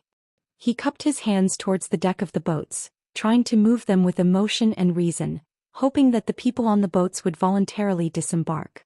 We are all civilized people, so we will try our best to solve problems in a civilized way. The few boats were filled with women, children and old. Faced with Qin Gong's coaxing and threats, they didn't know how to respond. A young, beautiful woman said, "Everyone is exhausted and the wind is cold on the river. It's not advisable to stay for long. If we stay for too long, we might get sick. It's better to reach the shore as soon as possible. I don't think Lu Shi would dare to risk universal condemnation and slaughter us." In this era there were still moral principles. On the battlefield there were some unspoken rules. Dukes could fight however they wanted, but they couldn't shamelessly attack their families. If a man lost in battle, that was his business. The women in the backyard could not be implicated. If Xu Fei's wife and concubines hadn't encountered the bandits, they wouldn't have ended up like this. No matter how much Su Bei hated Su Fei, he still had to take care of his cousin's widows for the rest of their lives. He couldn't let them be humiliated. Madame Su Bei was hesitant. She really didn't want to disembark. At least there was a moment of peace on the boat. If she went ashore, wouldn't she become a captive and her life would be in the hands of others? I'm afraid this isn't appropriate. Let's wait and see. Madame Su Bei declined tactfully. The beautiful woman didn't show any displeasure and returned to her circle. This woman was Han Yu's wife. She came from an aristocratic family. Her calm demeanor was more like a matriarch than Madame Su Bei. The two parties confronted each other for a long time. In the end, it was the people on the boats who gave in first. They didn't have water or food, so they couldn't hold on for long. Qin Gong sneered and sent people to send all the families back to their own residences. At the end, he mentioned one more thing. Finally, he said, there have been frequent battles recently. The bandits are running amok and disturbing the neighbors. Madams, if there is nothing important, don't leave your residences to avoid the bandits. I will do my best to apprehend the bandits as soon as possible and ensure the safety of all the madams. Qin Gong spoke in a manner that was neither servile nor overbearing, but no one bought it. Many people were scared out of their wits.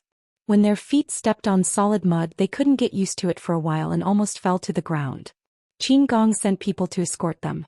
When his gaze fell on Su Yanxiao, his eyes were filled with warmth. Qing Yuan teased, she's young, she's really envious of others. Qin Gong laughed foolishly. It's still too early to talk about this. We'll talk about other things when she reaches marriageable age. Qing Yuan sighed. The whole world reeked of love. Only his lord and a certain bronze frog still carried the fragrance of a single dog. Pooh. In the distance, Wei Xiai sneezed. Jiang Pingji rubbed her nose. Jiang Pingji mumbled, Huang Bogeo still misses me? Chapter 1188. These hateful thieves. Su Pei's relatives were escorted back to the mansion by Qin Gong's soldiers. Upon entering, they saw a cold and empty courtyard. Because they had to escape, they could only choose the small and valuable items. The larger items were left in the old mansion for the servants to guard, and they could move them in the future. They did not expect to fail in their escape. When they returned home, they found that the house had been raided and many of the servants were injured. The concubines wanted to cry but had no tears to find that the larger items they had not taken away had all been taken away by the thieves. A particular concubine's favorite shelf of many treasures had also disappeared, along with all the decorations on it. When they asked the servants who stayed behind, they said that not long after they left, a group of masked bandits had barged in to loot. Fortunately, these bandits did not have much foresight and only took gold and silver. The more valuable items, such as antiques, were left untouched. Compared to the latter, the gold and silver stolen could only be considered the tip of the iceberg. Madame Su Pei's face was filled with anger, but at the same time she was glad that the bandits were short-sighted and did not know what was good. It has been a day of fright. Everyone return to your own courtyards to rest. We will discuss the rest tomorrow. Madame Su Pei casually dismissed the weeping concubine. She was impatient, but at the same time she felt a faint sense of satisfaction. These concubines were beautiful but had no background. Their private storehouses were full of gold and silver, cloth, clothes and rouge. At the same time, they were the most heavily raided area by the bandits. They had lost the most, but what was the point of crying in front of her? She would not be so kind as to compensate them. Su Yanxiao watched the show coldly, her face unperturbed. When First Madame gave the order to let them go, she followed the other women and bowed, returning to their own courtyards. Go check the private storehouses and see what was missing. Su Yanxiao casually found an excuse to send away the first-grade servant girl who was serving them. He wanted to be alone. The servant muttered, "The bandits are so greedy. How could they leave anything for us?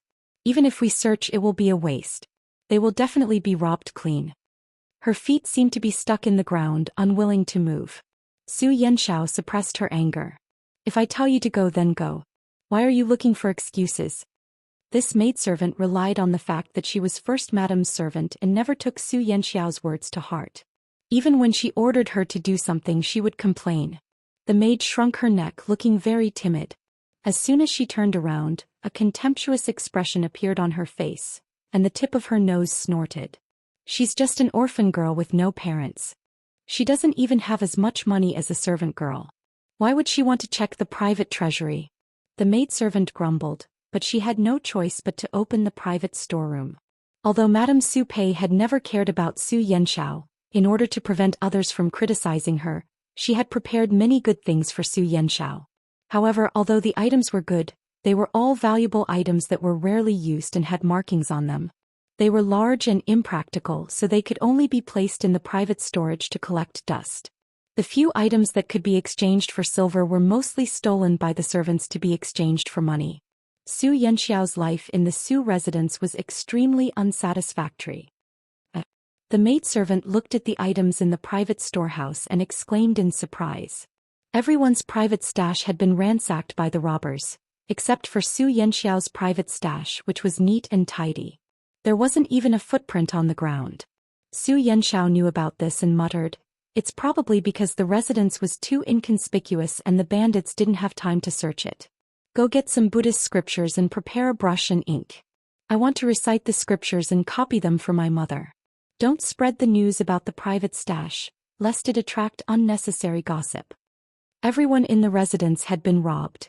Only her own place was safe and sound. It was inevitable that people would be jealous. Unexpectedly, the maidservant turned around and reported this matter and Su Yanxiao's words to First Madam. First Madam laughed coldly and said with disdain, "Ungrateful wretch. What was there to hide about this matter? Could it be that the elders would covet her money?" The next day the Su residence welcomed a special guest. Qin Gong had a tender face, but his tall and sturdy figure matched with his armor. No one dared to treat him like a child. First Madam and Duke Xianxia have been separated for a long time. Why don't you write a letter home to inform him that you are safe? Otherwise, Duke Xianxia will worry about the safety of his family at the front lines. First Madam's expression darkened. She glared daggers at Qin Gong. From her point of view, this was not writing a letter home to reassure Su Bei. It was clearly using his family to threaten him and force him to submit. He would not fall for this trick. First Madam said harshly and straightforwardly, "I never thought that the noble Duke of Lanting would resort to such despicable methods. Is this the behavior of a man? Using his family to threaten others? She was a man. Was she still a hero?" Qin Gong laughed. "Madam has misunderstood my master. I have no ill intentions." "No ill intentions?" Even a ghost would not believe it. First Madam refused to write a letter home. Who knew what tricks the enemy would play with this letter? Seeing that she was unwilling, Qin Gong did not force her. Although he did not show it on his face, he was secretly lamenting that this person was not as far-sighted as First Madam. The First Madam that Qin Gong mentioned was not Su Bei's wife, but Su Yanxiao's birth mother, Su Fei's wife. If she were to encounter such a situation, she would definitely write a letter home. In the letter, she would explain the situation at home in detail and comfort her husband who was fighting a war. With a letter home, it would prove that his family was safe and sound. If her husband was at the end of his rope, he would more or less care about his family and would not risk his life. If there were no letters from home, the husband might lose his temper and fight to the death with the enemy, losing his life in the end. Qin Gong could not be bothered to remind her, lest her good intentions be taken for granted. He changed the topic to Su Yanxiao and pretended not to know. "I heard that the daughter of the former master, Duke Lingwen, is staying at your residence?" First Madam nodded. Qin Gong said, "Yesterday I heard from the soldiers that a group of 1,000 bandits took advantage of our army's invasion of Zhe County to rob and commit crimes everywhere. Even Duke Xinzhao's residence was attacked. Today I have specially sent some to Chu. I hope Madam will not mind." Lady Wang immediately sensed something fishy in his words and she felt upset. Qin Gong first mentioned Su Yanxiao and said that he was worried that the residents would not have enough to chew. What did he mean by that? Although the residence had been raided by bandits, it was not so poor that it could not even feed itself. Was Qin Gong worried that she would starve an orphan girl? First Madam was unhappy and her expression became colder. Qin Gong acted as if he did not see it and requested to see Su Yanxiao. First Madam became even angrier. Did he want to see with his own eyes if she had mistreated the orphan girl? Qin Gong was Su Fei's former subordinate and Su Yanxiao was still young. Others would not say anything if he cared about his former master's orphan girl. Su Yanxiao blushed when she saw Qin Gong. "Why are you here?" "This general will be leaving for the south in a few days. While the morale is still high, I will take down the remaining territory of Zhou County in one fell swoop. Qin Gong sat upright and said in a serious tone, I will be gone for almost half a month. This general is afraid that Lady Su will be worried, so I came to report. Who's worried? Su Yanxiao was embarrassed. Realizing that she had spoken harshly, she said with her ears red, Remember to come back. Chapter 1189. Qin Gong went to the battlefield with a peace of mind. He triumphantly conquered Zhou County and successfully joined forces with Yang Tao. At the same time, the situation at the front line had also entered a white-hot stage. Ever since Yang Tao's news came, Jiang Pingji changed her strategy against the enemy. The battles on the battlefield became fiercer and fiercer. She used the war to deplete Su Bei and Huang Song's troops. The former exhausted the most. He could barely withstand such a high frequency of battle. His kidney ached and he felt like his body was being hollowed out. Su Bei followed Han Yu's advice and concealed the news of Mingsha Pass's fall. But this was not a long-term solution. Paper could not contain fire. When the news of Zhou County's fall came, Su Bei's face turned ashen. The officials under his tent were even more anxious and uneasy. The soldiers were not in the mood to fight. The officials were worried about the safety of their families. The whole camp was shrouded in a gloomy cloud. Su Bei was drowning his sorrows in alcohol, trying to numb himself. Han Yu and Qing Sun saw this and were anxious. When the tent was opened, the stench of alcohol wafted out and made him faint. Qing Sun tried his best to persuade Su Bei, but Su Bei did not want to listen to him. He did not need false comfort. He needed a good strategy to break the enemy's situation. After several efforts, they returned in failure. Qing Sun's brows were almost knotted. When he met Han Yu, both of them sighed. As the Lord, Su Bei had no confidence in himself. He was drunk all day. It was useless for them to be anxious. Their disadvantage on the battlefield was too obvious. Han Yu wanted to suggest that Su Bei retreat to Shanwu City and stabilize the situation before making further plans. But Su Bei was not willing to do so. He even scolded Han Yu, which made Han Yu feel haggard. It was not scary to have a pig-like lord. What was scary was that the pig had its own opinions. That would be a nightmare. The enemy had used several battles to make them lose their bearings. Now they were fighting on the enemy's home ground. How stupid could they be?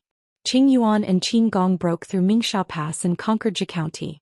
As the Lord, Jiang Pingji's performance was not bad either. Half of Hu County was already in her hands, forcing them to retreat. Now they could only use the terrain of Shanwu City to restrain Jiang Pingji's main force and avoid the brunt. But Su Bei flatly refused. Han Yu was helpless and could not sleep well for the past few days. Qing Sun's opinion was similar to Han Yu's. However, Su Bei didn't even listen to Han Yu, so why would he listen to Qing Sun? The enemy's morale is high and now they have our families in their hands. Qing Sun did not hesitate to speculate on Jiang Pingji with the most malicious of thoughts. After all, her actions were rebellious in the eyes of the gentry. In the past she plundered for money, but in the future she might go crazy and dig up graves. In comparison, it was perfectly normal to threaten them with hostages. Our Lord has been troubled by this matter for the past few days. The soldiers in the camp are not in the mood to fight. Everyone is in a state of panic. If this goes on, Han Yu didn't dare to finish his sentence. If Su Bei heard about it, there would be more complications. Qing Sun understood. Even though he was unwilling to admit defeat, Jiang Pingji's chances of winning were much higher than Su Bei's. If he hadn't abandoned Han Yu's strategy and sent his troops to confront Jiang Pingji head-on in a fit of rage, he wouldn't have lost more than half of his elite troops. One wrong step and every step would be wrong. Jiang Pingji's side would not be able to win if they were to fight a protracted war and compete with the logistics and supply lines. She mobilized too many troops and horses. The logistical expenses were astronomical every day. No matter how rich she was, she couldn't afford to lose this family. When the logistical problems were severe enough to shake the foundation, she would definitely withdraw her troops. That would be the best time for Su Bei to stage a comeback and reclaim his lost territory. However, it was obvious that Su Bei didn't have the patience. He couldn't accept himself cowering like a tortoise and avoiding the battle. Han Yu had calculated everything, but he had neglected to consider Su Bei's self-esteem. Let the Lord calm down for 2 more days. He'll come to his senses. Han Yu could only hope that Su Bei would come to his senses. Otherwise, the next battle might be their last. Compared to Su Bei's camp, which was gloomy, Jiang Pingji's camp was in high spirits. She had so much energy that she had nowhere to vent it. It was the same for Jiang Pingji. The weather outside was hot, and the anger in her heart burned even hotter.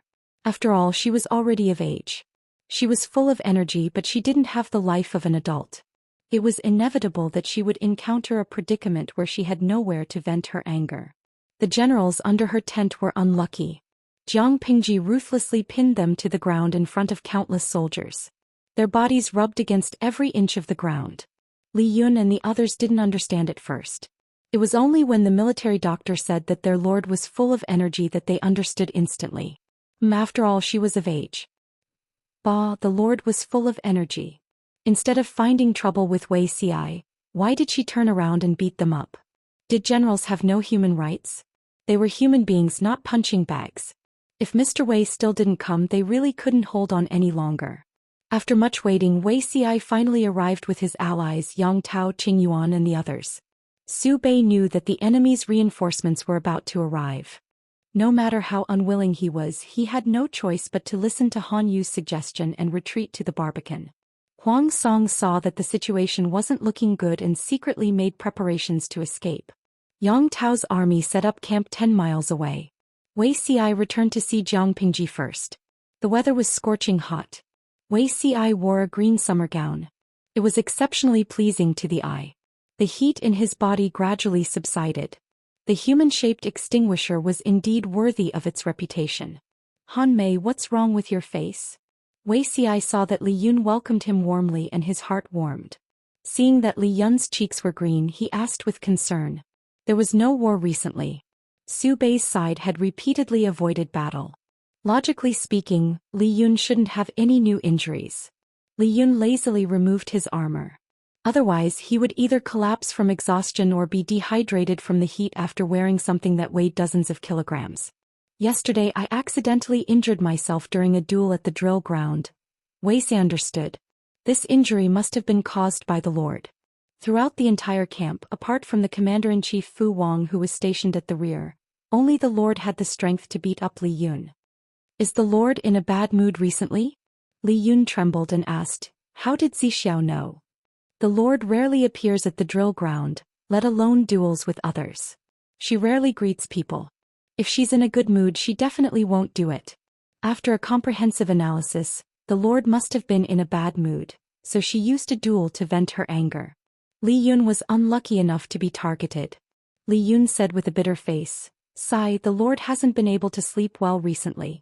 The military doctor diagnosed that she has excess energy. The term excess energy spoken of by adults is different from the term excess energy spoken of by minors. The former has a deeper meaning." Sadly, Wei Xi's body was still that of a young chick, but his soul was that of a veteran who had been on the job for many years. He understood in a second and then pretended to be dead. If the Lord has excess energy, then go kill Su Bei. Fighting a battle is the best way to vent her anger. Wei Xi's brain started working. He planned to give her a push and let Su Bei follow in Su Fei's footsteps. Chapter 1190. Some people couldn't stand being nagged. They were talking about Jiang Pingji just now, but this person followed the scent and came looking for her. "My lord, why are you here?" Jiang Pingji glanced at Wei Xi. Her calm eyes were filled with warmth. "I just stretched my limbs on the military field and was about to return to the main tent for lunch when I happened to see you." Upon hearing this, Li Yun immediately found an excuse to slip away, leaving the space for Jiang Pingji and Wei Xi to avoid being the third wheel. Han Mei is getting more and more cunning. Back then, Han Mei was one of the few honest people among us. Jiang Pingji laughed involuntarily. Was she that scary? Wei Xi curled his lips into a faint smile. Li Yun's reaction was beyond his expectations, which inexplicably brightened his mood. In front of others, Wei Xi always hid his emotions in the bottom of his heart, using a gentle mask to conceal his true emotions. In front of Jiang Pingji, he rarely deliberately concealed it. Well, the most important thing was that it was useless to conceal it. He could see through it. "Zixiao, are you in a good mood?" Wei Xi said, "My lord is in a good mood too." Jiang Pingji crossed her arms and teased him with a smile. "I'm in a good mood because the frog that ran away from home is back." The salted fish in the streaming room was really fickle. Some time ago he was obsessed with the 4 cardboard human brains, but now he crossed species and treated the frog as his son. Jiang Pingji didn't immediately notice Wei Xi's return, but the camera in the streaming room had a wider field of vision than hers. When Wei Xi appeared in the streaming room's camera range, the entire streaming room suddenly exploded like boiling water poured on hot oil. Shinyo, croak, the beauty croak is back. Shushenya Li, what? My croak son is finally back? Fairy Meowfu Ball, son, I missed you so much. Jingru Mingyamo, croak son is back? Seems like he brought a little friend back. Son, you're really helpful. Looking at the screen full of croak son, Jiang Pingji suddenly found it hard to look at Wei Xi's face. The standard of the salted fish audience in giving nicknames was like the standard of her giving names. It was terrible. Since a while ago the salted fish audience seemed to be possessed. The frequency of the frog's appearance increased until it dominated the screen. Even if Jiang Pingji did not look at the bullet screen in the streaming room, her screen was flooded with frogs every day. It was impossible for her not to know about it. She imitated the young people's memes and the audience cheered her on, saying that she was keeping up with the trends, but Wei Xi was at a loss, his bright eyes filled with confusion. What? A frog that ran away from home? It wasn't that the Lord didn't like pets. When did she raise a frog? As intelligent as Wei Xi was, his brain also stopped for a moment. However, a smart person was a smart person. Wei Xi really did not understand the joke of traveling son in the live streaming room, but combined with the context and the fact that his lord had once teased him with the phrase, boiling a frog in warm water, he quickly understood. Wei Xi coughed softly and pretended to be calm, but the blush and heat at the tips of his ears did not subside so easily. He didn't know if it was because of the weather, but he actually felt a little hot. Zixiao hasn't answered my question yet. Jiang Pingji helped him to change the topic. What if he scared them away again? The frogs that other people raised could at most carry a backpack when they went on a trip. The frog that she raised was complicated and hard to guess, and would often pretend to be dead. My heart is tired. Wei Xi said, in this world, there is nothing more delightful than seeing my lord. What he said was true, but it was not the main reason why he was happy. What really made him happy was Li Yun's reaction. His actions indirectly admitted his relationship with the Lord, and he had no intention of objecting. In his previous life this was something that he dared not even think about. Jiang Pingji said, say it twice more in private. Be creative. I like to hear it. In terms of straightforwardness and enthusiasm, Wei Xi would not be a match for Jiang Pingji even if he practiced for 10 lifetimes. Wei Xi was speechless. Neither of them were emotional people. The relaxed atmosphere also came to an abrupt end because of Yang Tao. Yang Tao was her ally. He had sent troops from thousands of miles away to cooperate with her. Jiang Pingji could not neglect him. Meeting Yang Tao again after so many years, she immediately searched through her memories. The slightly childish and naive youth in her mind gradually overlapped with the steady and mature youth in front of her. She recognized Yang Tao's identity immediately, but the idle audience in the live streaming room was not so sharp.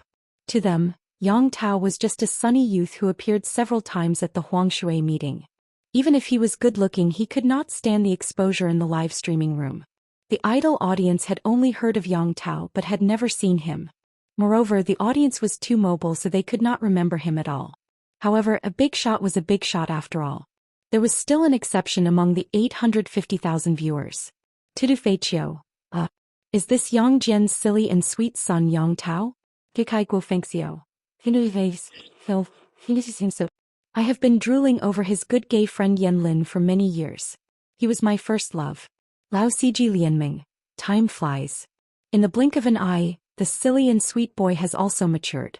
The audience's impression of Yang Tao was very shallow. If Jiang Pingji had not formed an alliance with him, causing his name to appear more frequently, the audience would not have remembered such a person. The new audience did not remember, but the old audience began to reminisce about the past with Yang Tao's appearance.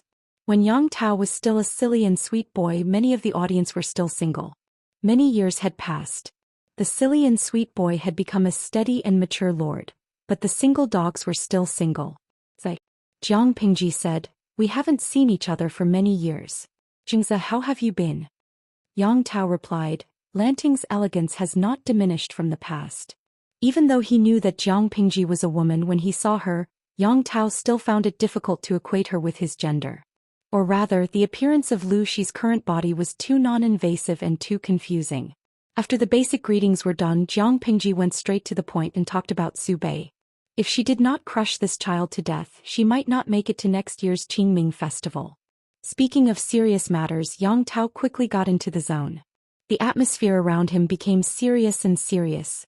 Of course, these 4 words were not relevant to the idle audience. Apart from a few provocative comments, the majority of the bullet screen was idle chatter and ridicule. Qfeng Pai, speaking of which, it's strange. Our streamer is not ugly.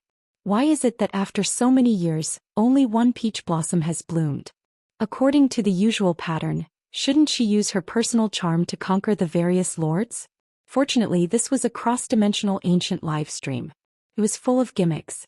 If it was changed into a television drama or a novel, it would most likely be a flop. Jiang Pingji had billions of diehard fans in their dimension. The number of peach blossoms she had could fill up the Atlantic Ocean. Tudu Feiqiu, isn't this question hard to understand? Would you want to pull your beliefs down from the altar? Not to mention pulling down the altar, even the thought of doing so is blasphemy. The idle audience. If that was the case, Wei Ci was really a brave warrior. Wei Ci, he wasn't. He didn't. He was wrongly accused. Shanqing had already been thoroughly studied by everyone. Su Fei was trapped in Shanqing. In the end, the city was breached and he died. Now that it was Su Bei who was trapped, her enemies were Jiang Pingji and Yang Tao. Naturally, it was even more difficult to defend. It was a foregone conclusion that they would meet their end. I wonder how Su Bei is feeling now. Jiang Pingji gazed at Shanqing from afar. The cold wind passed through her hair, leaving not a trace. She crossed her arms in front of her chest and said, "He should have a deep understanding of how Ling Wengong felt a few months ago." Chapter 1191. Su Bei's mood was indeed terrible. A few months ago he had forced Su Fei into a hopeless situation and forced him to commit suicide. Now that it was his turn, Su Bei could finally feel the despair. He was like an old beast that had been injured, lost its claws and had its teeth pulled out. He was afraid of his future and even more afraid of death. Su Bei had been the favored son of heaven since he was born. He was the eldest grandson of the Su family and was envied by everyone. Although there were times when things didn't go his way, he was still the rightful leader of the Su family after enduring the death of the biased old man. He was supposed to be the epitome of a winner in life, but now he was reduced to the state of a stray dog. Su Bei didn't believe in fate, but now he had no choice but to believe it. He had forced his cousin Su Fei to his death, so he was forced into the barbican by others and followed in Su Fei's footsteps. Su Bei seemed to be possessed. The more he thought about it, the more he felt that it was fate. However, he didn't become depressed because of this. Instead, he became more irritable and easily angered. Many of the servants who served him were beaten up. Looking at Su Bei's current state, Han Yu couldn't equate this madman, who couldn't withstand setbacks, with the gentle, modest, and ambitious youth he once was.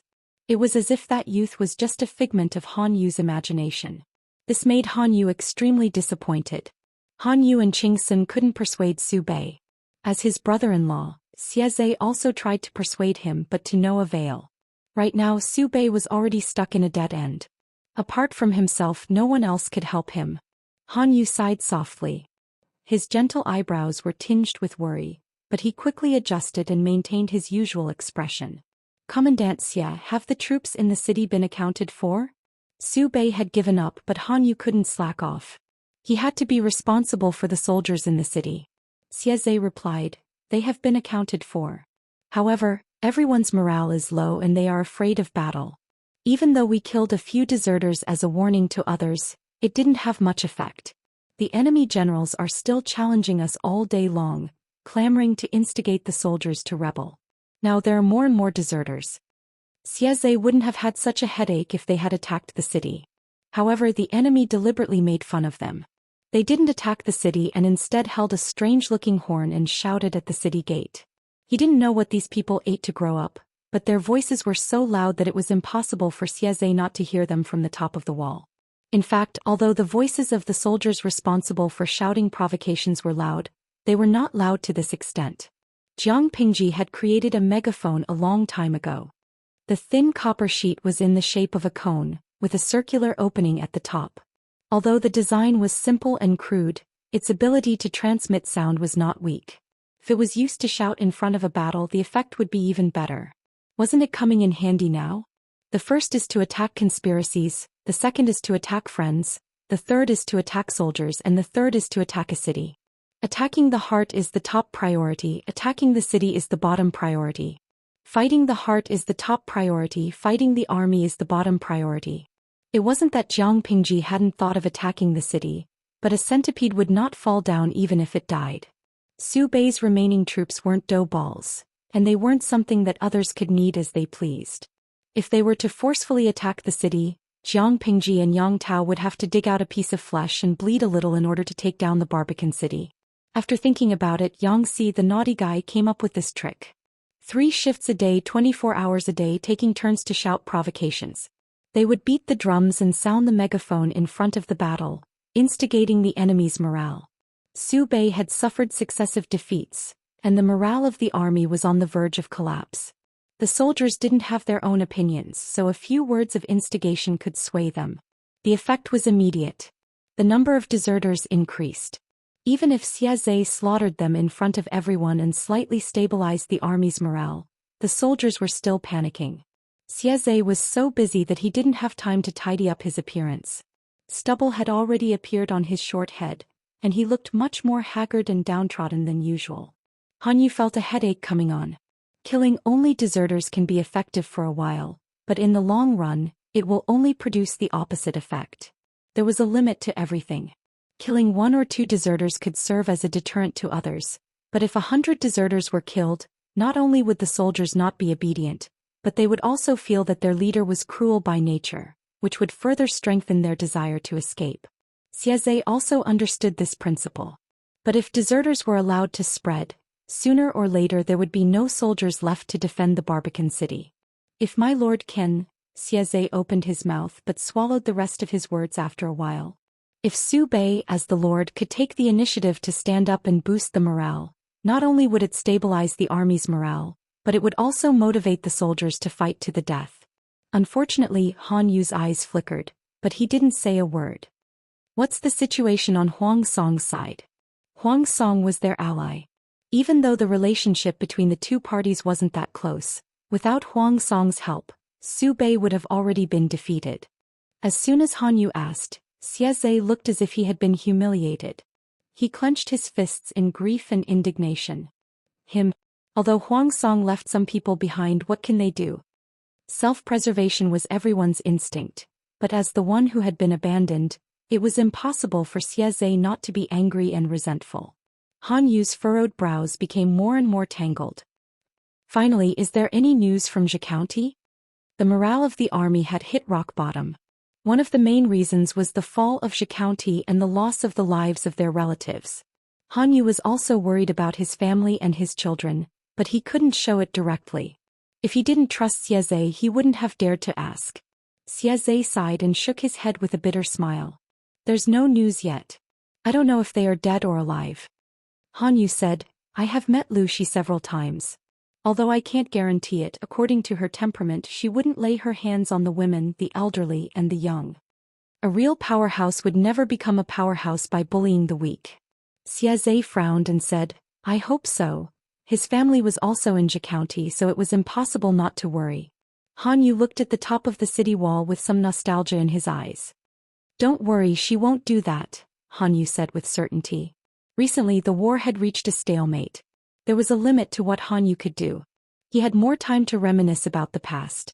In his memory, Lu Shi was a high-spirited and rebellious teenager. If she really had the ambition to rule the world, she wouldn't have dug her own grave at such a time. Xie Zhe was surprised. Why? Han Yu said, slaughtering the women and children of the enemy. If she dares to bear such a bad name, she will completely lose the qualification to rule the 9 states. Let's not talk about the distant past. Do you know how many aristocratic families there are in this small hill city? How wide was their network of connections? Even if Lu Shi mobilized many poor families, the people under her command are still related to other forces, just like Gong Luo and Qing Yuan under her command. By doing so, she not only cut off her own path of retreat and destroyed the foundation that she had built for years, but at the same time she also buried a fatal hidden danger for herself. Conquering the world was never a game for one person, and it wasn't a game to kill all at once. Jiang Pingji wanted to absorb Su Bei's power and territory to strengthen herself, so she couldn't offend everyone. Xieze took a deep breath. He looked around and suddenly asked a very rebellious question. Military counselor, if Hill City falls and the Lord is unlucky, then you die, surrender, or live in seclusion. Chapter 1192. Han Yu didn't answer him directly. Instead he said, knowing the way in the morning, one can die in the evening. Xieze asked, what is the way of the military counselor? Is it the Lord? Han Yu curled his lips and revealed a faint smile. Xieze was uneasy and felt that he had asked a stupid question. Han Yu didn't answer but asked, do you know anything about my youth, Colonel Xie? Xieze was stunned and answered straightforwardly, more or less. Han Yu's cold face softened a little, making his already outstanding facial features even more dazzling. His appearance was very outstanding. Many people who were jealous of Han Yu even spoke ill of him behind his back, saying that Su Bei valued Han Yu because Han Yu's face was too good-looking. Some despicable people even maliciously speculated about the relationship between Han Yu and Su Bei, deeply suspecting that their relationship was not as simple as it seemed on the surface. Thus they added a bit of flirtatious elements to the story. These absurd rumors even reached the ears of Su Bei's legal wife. Because Su Bei's legal wife and Xieze's wife were sisters of the same clan, Xieze had vaguely heard from his wife. When Xieze first met Han Yu, he was also attracted by his appearance at first glance. It seemed that the rumors were not entirely false. At least the face of the military counselor was really good-looking. No wonder so many people were jealous of him. Han Yu didn't pay attention to Xieze's inner thoughts. He said calmly, when I was young, my family was involved in an unwarranted evil. If it weren't for my master, I'm afraid that the whole family wouldn't have been able to escape unscathed. Although we were lucky to escape, our family gradually declined and we were no longer as glorious as we used to be. Everyone in the world follows the red and white, flatters the strong and belittles the weak. There are many people who despise the law because of their family background. The world is chaotic and justice is lost. I often doubt myself whether what I'm doing is right. Perhaps everyone has such a confused period of time. Han Yu, who was intelligent and thoughtful since he was young, was no exception. He had a lot of doubts in his heart and couldn't find a way out even after thinking about it for a few times. Finally he asked his master, Master Yuanjing. The sage once said that if one hears the way in the morning, one can die in the evening. So, does Wenbin have his own way? Master Yuanjing said, Zixiao's Tao is to cleanse the universe and bring order to the chaotic world. Yumo's Tao is to follow the will of the heavens and support the orthodoxy. Shaoyin's Tao is to unify the world and unite the nobility. When people have their own Tao, they will know the meaning of their birth and they will know how to walk and what to do. Han Yu asked a presumptuous question, what is Master's Tao? Students everywhere, Master Yuanjing said with a smile. Han Yu said, Master has reached perfection. Master Yuanjing shook his head and said, no, it's far from perfection. Throughout sage Confucius's life he had 3,000 disciples, but only 72 sage plain cultivators. This is an achievement that ordinary people can't achieve in their lifetime, but does Wenbin really think that sage Confucius has reached perfection? Han Yu didn't understand. As a young man he could only look at his teacher and wait for his answer. Master Yuanjing accepted the talents of hundreds of schools. To him there was never any family that was expensive or cheap. He respected sage Confucius, but he was not blind. Han Yu was fortunate enough to hear his teacher dissing Confucius. Master Yuanjing smiled bitterly and said, I have 3,000 disciples, but how many living beings are there in the world? 10 million or 10 million. In the face of such a huge number, 3,000 people are like a drop in the ocean, not to mention that there are only 72 sage plain cultivators. Sage Confucius traveled around the world in his early years, and he only focused on teaching and educating people after running into a wall many times. He did a good job, but he was not the best. My Tao in this life is to have students everywhere. I will not only teach 3,000 students, but also 30,000, 300,000 or even 30 million. But I am only one person and it seems that I am not as good as sage Confucius. He had a great ambition, but the reality was cruel. Master Yuanjing could teach elite students, but the sense of achievement was far less than educating and enlightening people. His energy alone was limited, but he could pass on his Dao. Maybe after generations, there would be more and more people who followed his Dao and enlightened people. Han Yu was in a state of shock after listening to Master Yuanjing. Master Yuanjing said, "Your Dao is something that you are willing to bet your whole life on, and your life is vulnerable in front of it." Under the guidance of his teacher, Han Yu felt that the thick fog that covered his eyes was gradually thinning, and the path under his feet was revealed. The thorny path extended into the distance, and he didn't know where the end of the path led. Han Yu woke up from his memories and said calmly, "The Tao of the Yu is the law." Xie was stunned for a moment as if he didn't expect such an answer. Law? Han Yu nodded and said with certainty, "Yes, it is the law. The law is fair and just. It doesn't favor the powerful and it doesn't favor the powerless. In front of the law, everyone is equal. It is the law does not lie to the powerful and the rope does not bend. It is the law does not avoid the officials who punish and the people who reward good deeds. The wicked have nowhere to hide and all evil, injustice and filth can't hide. Only in a world where the law prevails can the people live and work in peace and contentment. They don't have to worry about the fatuous monarch, the rebellious officials and the oppressive officials. That is the Tao of the Yu. There is no distinction between the close and the distant and there is no distinction between the rich and the poor." Xie didn't know what to feel after hearing Han Yu's words. Han Yu said that he pursued the law and justice but in essence he wanted to use the law to bring peace to the world. Would Su Bei be able to shoulder such a heavy obsession and ideal? Xie didn't have to think too much to know that Su Bei couldn't. Therefore this scumbag was destined to let Han Yu down. If Su Bei couldn't do it, Han Yu would follow a wise ruler who could shoulder such high expectations. Xie faintly felt sad for his lord, mourning for his lack of ambition. If this was Han Yu's ambition, then wouldn't Su Bei's previous actions be stepping on landmines? Even if Su Bei didn't kneel in the mountain urn city, there would be a day when he and Han Yu would drift apart. People with different beliefs could not make plans together. Xie looked at Han Yu with a questioning gaze. "My lord's way of doing things seems to be very different from the military counselor's Dao." Su Bei had trampled on Han Yu's Dao, with his completely different attitudes towards the commoners and the gentry families. Han Yu twitched his mouth and didn't say a word. What's the point of saying all this now? The most important thing is to solve the predicament. Even if the Dao was different, Han Yu wouldn't easily give up on the lord he had chosen. When he first met Su Bei he wasn't like that. He was a wise ruler that Han Yu was satisfied with at first glance. Xie didn't know if it was because of the depressing atmosphere, but he couldn't help but ask Han Yu. "Military counselor, do you think that Lu Shi would be the one to put Master's Dao into practice?" If Lu Shi was, Han Yu would most likely pledge allegiance to him after the city was breached. If it wasn't, according to Lu Shi's temperament he wouldn't give the military counselor the choice to live in seclusion. Either die or pledge allegiance. There was no third option. Han Yu sighed and said, "I don't know." But in his heart he said. Chapter 1193. Su Pei is too thick-skinned. After scolding for so many days, why hasn't there been any movement?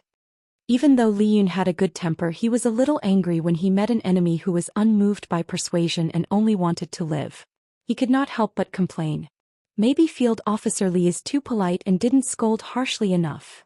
Jiang Nongqin sat casually on the railing, one leg propped up while the other dangled in midair. The silver knife in her hand was cutting the cork. Recently the war was at a stalemate. Other than patrolling and training she had nothing else to do. She learned some carpentry out of boredom. Xianxia also said that she was very perceptive and learned quickly. In the future, if the world was at peace, she could open a carpentry shop to support her family. If Xianxia was not her lord's treasured strategist, Jiang Nongqin really wanted to use the knife in her hand to cut off his mouth and explode his fat. Whether it was prosperous or chaotic times, she was willing to overcome all obstacles for her lord. It was a disgrace to retire and become a carpenter.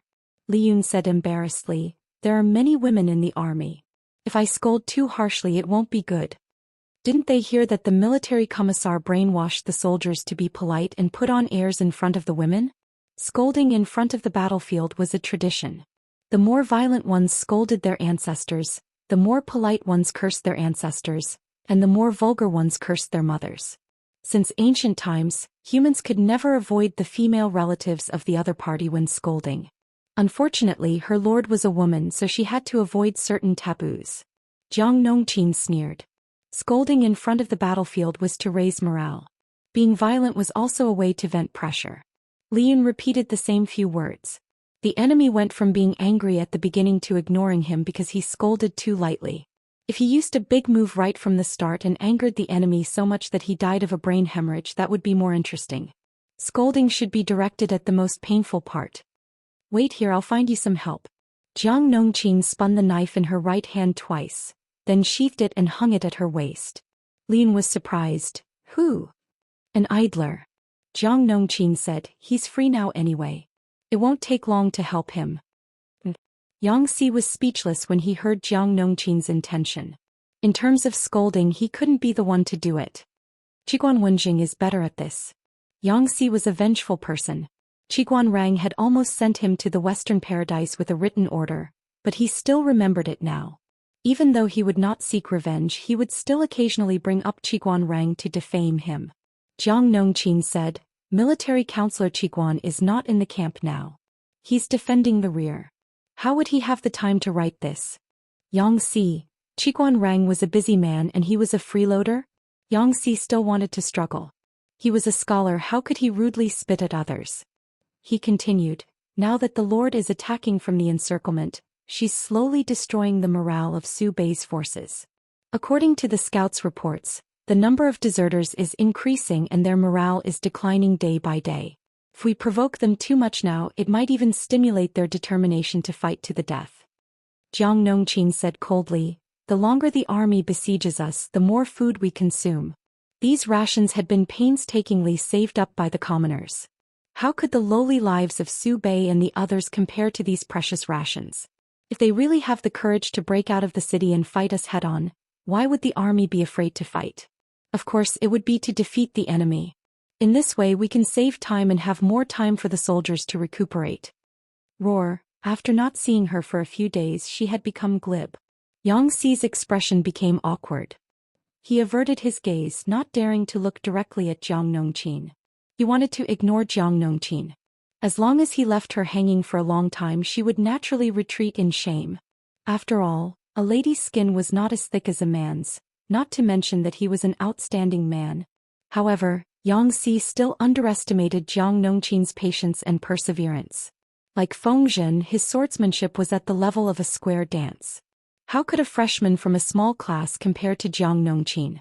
This warrior had thousands of lives on his hands. Right. Field Officer Jiang, don't stay in my tent for too long. It's not a good influence. Jiang Nongqin laughed coldly as if mocking him for overestimating himself. With Yang Si's physique, what could he do to her? If there really was a bad influence, it would most likely be because of the rumors about how she treated Yang Si. Alright, she was indeed mocking him. Yang Si reluctantly wrote more than 2,000 words on the bamboo slip. He scolded to his heart's content. Qiguan Rang was born at the border between Chongzhou and the north borderline. The people there were tough but too straightforward. The declaration also represented the government. No matter how ruthlessly he scolded someone, he had to think twice. Yang Si was different. He was born in a brothel and was used to the scolding of hooligans and shrews on the streets and alleys. No matter if they were reserved and graceful, straightforward and unrestrained, or vulgar. He was proficient in the essence of the scolding of various sects and used it as if it was his own arm. Now he was forced to do something beyond his abilities by Jiang Nongqin. There was a fire in his heart. He picked up his brush and scolded someone. He felt so good that he could not stop. I'm done. Yang Si put down his brush and rubbed his sore wrist. Are you satisfied, Field Officer Jiang? Jiang Nongqin looked down and roughly, then raised her head to look at Yang Si. If Su Xinzhao dies of anger because of you, I won't fight with you for this credit. Yang Si's heart skipped a beat. Was Jiang Nongqin praising or scolding him? Women these days are really not to be trifled with. After Jiang Nongqin left, Yang Si could not help but complain in a low voice. Ever since he followed a lord with a different style, Yang Sifeng's vagabond life had become much more restrained. In the past 2 years he had become even more ascetic, like an ascetic monk. He had no choice. The lord was either preparing for war or on the way to war. He was holed up in the military camp all year round. What kind of place was the military camp? Other than shirtless men and muscular women, he could not bear to do any of them. Even if he could bear to do it, he suspected that the final position would be different from what he expected. As if he had thought of an embarrassing scene, Xianxia turned his face away and spat twice. He expelled the image of an experienced driver driving from his mind. Jiang Nongqin threw the fruit to the little angel Li Yun. Read it according to this. I don't believe that Su Xinzhao can still bear it. Li Yun opened it and took a few glances. This is military advisor Yang's handwriting? He had never heard of Field Officer Jiang and military advisor Yang being friends. Although the civil and military officials in the Lord's camp got along well, they were still two different circles after all. They did not have much interaction. Jiang Nongqin was also a clean stream among the military officials. She could not get along with any circle. She was loyal to the Lord and had always been a lone ranger. She said, yes, military advisor Yang wrote this. After all, he was taught by Master Yuanjing. His vocabulary is richer than that of the orderly in your camp. Ever since she knew about Xi's past, the two of them had been interacting more frequently in private. When they met, they would talk more. If it was in the past, she would at most give Xianxia a cold look. Li Yun smiled and said, Field Officer Jiang is very brave. Although the few military advisors seemed easy to get along with, they each had their own temperament. Under normal circumstances, Li Yun would rarely disturb them. Chapter 1194. Li Yun used his trump card and the effect was extraordinary. That day Su Bei was so infuriated that he almost couldn't breathe. Xianxia was a good judge of character. He had long seen Su Bei's fatal advantage.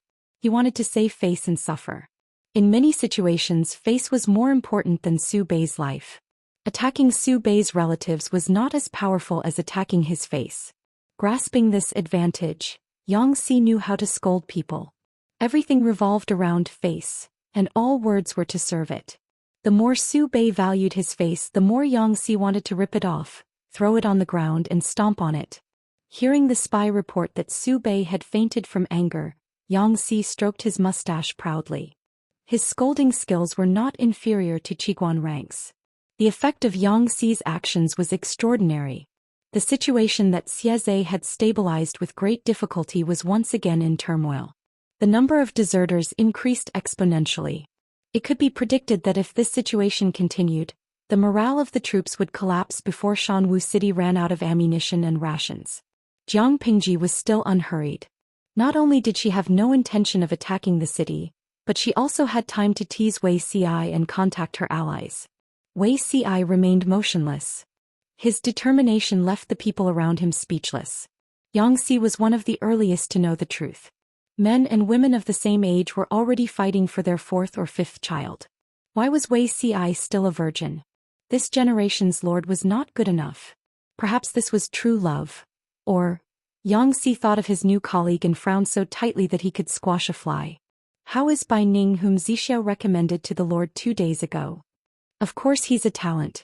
Wei Ci said, if Jing Rong has any doubts, you can wait and see for his performance in the next battle. After all, Bai Ning was a newcomer of Nanxing nationality. It was normal for him to be evaluated before he was appointed. Xianxia raised his hand to stop him. No, I'm not doubting your shovel. Ba. He spat in his heart. After hanging out with the frivolous lord for so long, Xianxia couldn't help but be mischievous. For example, the shovel this time was also learned from the lord. When Wei Ci recommended Bai Ning and his daughter to Jiang Pingji privately teased Wei Ci about the sharpness of his shovel. Xianxia did not understand what it meant. Only later did he realize that it was because of the sharpness of the digging shovel. Inexplicably, Xianxia felt that these words were very interesting. It was as if he had been poisoned. Wei Ci, Lord, what have you taught them? Xianxia coughed lightly and finally regained his serious self. He said, don't you think that Bai Ning's daughter Bai Yuexia is a little strange? Wei Ci asked, what's strange? She's the same as Commandant Jiang. Both of them are extremely loyal to the Lord. Anyone who isn't blind can see that. It's just that. Such a passionate relationship made Ci a little worried. Say, the Lord is already. Xianxia stretched out 2 fingers and emphasized Jiang Pingji's age. The Lord is already 21 years old. The military doctor also said that she is full of energy. As her subjects, we should at least persuade her. No matter if it was a man or a woman, holding it in for too long would harm the body. Wei Ci. The point was, Xianxia continued, many people can sense how the Lord treats you, but she hasn't expressed it yet, which makes people worry. I wonder if the Lord is using you as a shield? In fact, she doesn't have feelings for men but for women. Wei Ci. Xianxia didn't want it to be like this, but he had no experience in following a female lord. If a male lord could develop a love story with his male subordinates, then it was actually possible for a female lord to do the same? Otherwise, it couldn't explain why the lord was still holding back when she was 21 years old. No matter how good-looking Wei Ci was, it was an indisputable fact that he was 27 years old. It's not impossible to think of it this way. Commandant Jiang is crazy and Bai Yuexia seems to have fallen for it. Xianxia continued to say to himself, regardless of whether the Lord likes men or women by right, this matter should have nothing to do with us officials. However, the young master is nowhere to be seen. If the Lord is obsessed with women and can't extricate himself, won't such a great foundation be destroyed overnight? This matter will have a great impact. After Bai Yuexia appeared, she and the Lord ate and lived together, went in and out together, and the two of them always had endless topics to talk about. His lord had always been tender and protective of the fairer sex. Bai Yuexia suffered a lot because of her ugly appearance, so she could win the lord's love the most. They were so close that Xianxia was so worried that he shaved off his hair. Wei Ci already had a knot in his heart about Bai Yuexia, but Xianxia just had to step on his sore spot. You're thinking too much. The lord and her are only discussing the attainments of heavenly works. That Bai Yuexia was once taught by the great son of the school of Moism, so she can be considered half a disciple. If her talents can be put to practical use, who knows how many people will benefit in the future. It's only right that the Lord values her. Wei Ci's words were both to convince Xianxia and to comfort himself at the same time. But you're right, we can't help bad trends. Xianxia squinted and smiled. How can we curb bad trends? I'll write a letter recommending Bai Yuexia to go to Wanzhou. The front line is dangerous and she's not a female soldier in the female battalion. It won't be good if something happens to her.